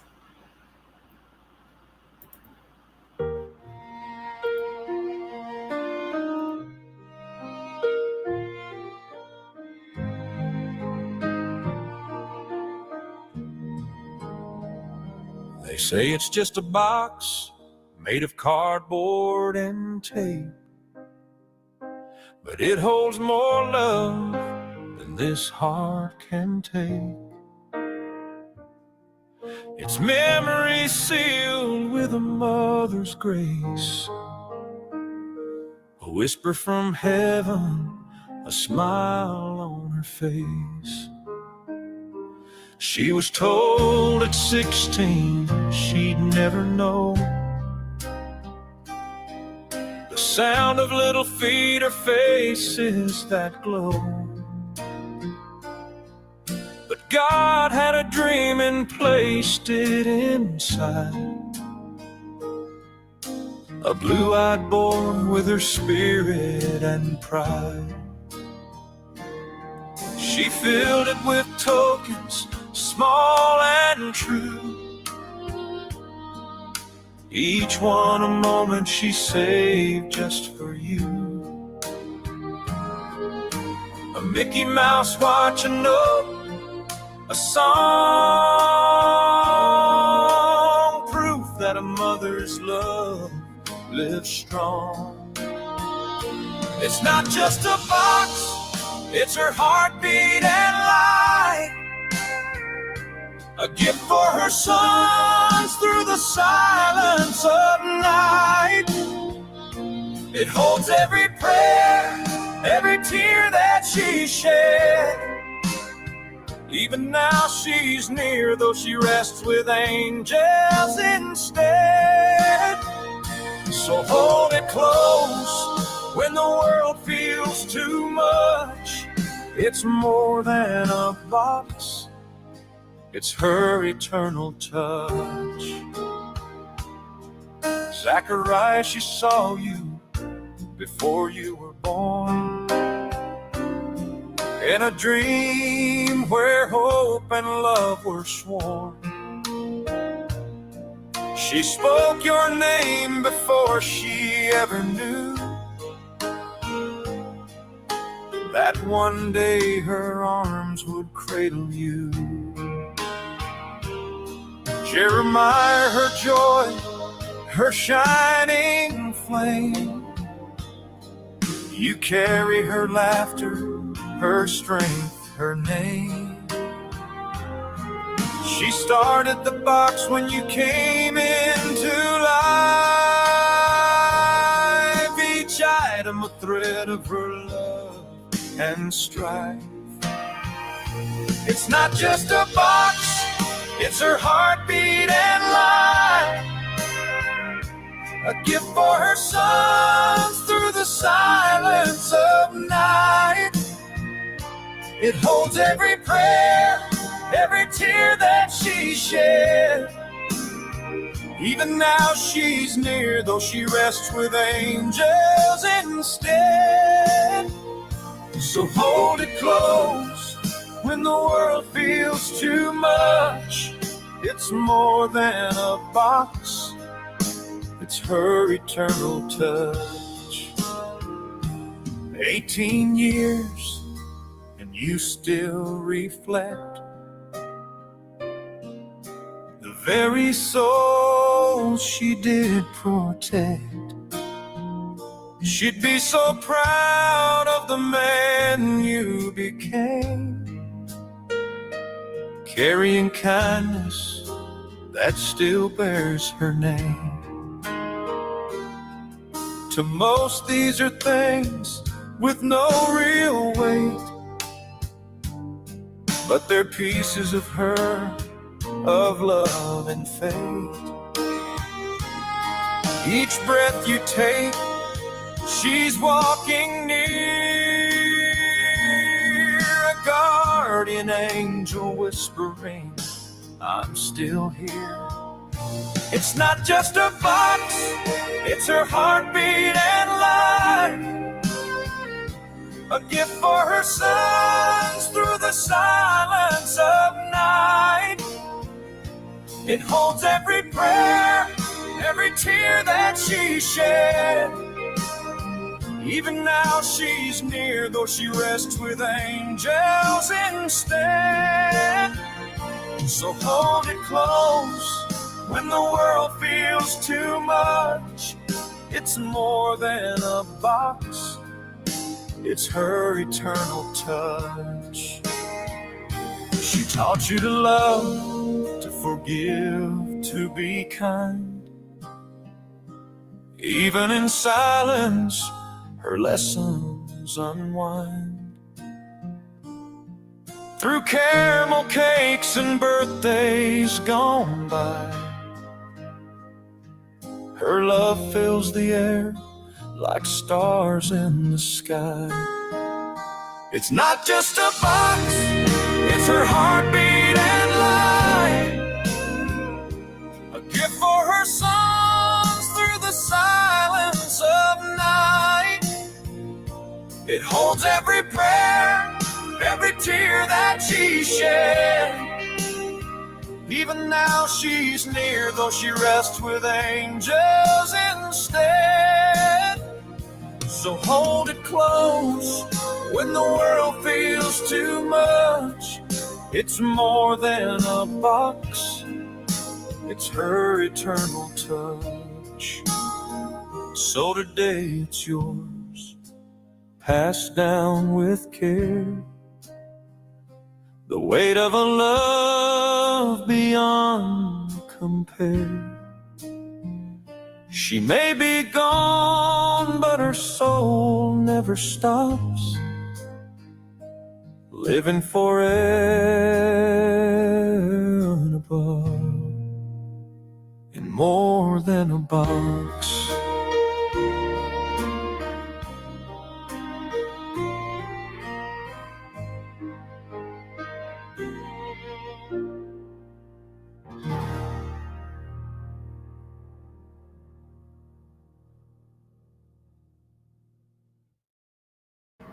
All right, I'm gonna get going here. Okay, go on my community wall.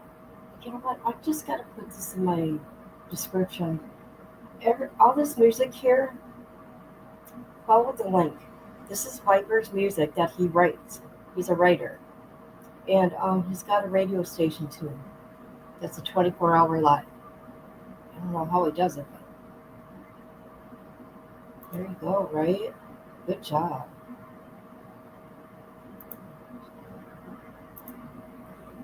That was made for Kathy. Oh my gosh. Oh boy. That's deep.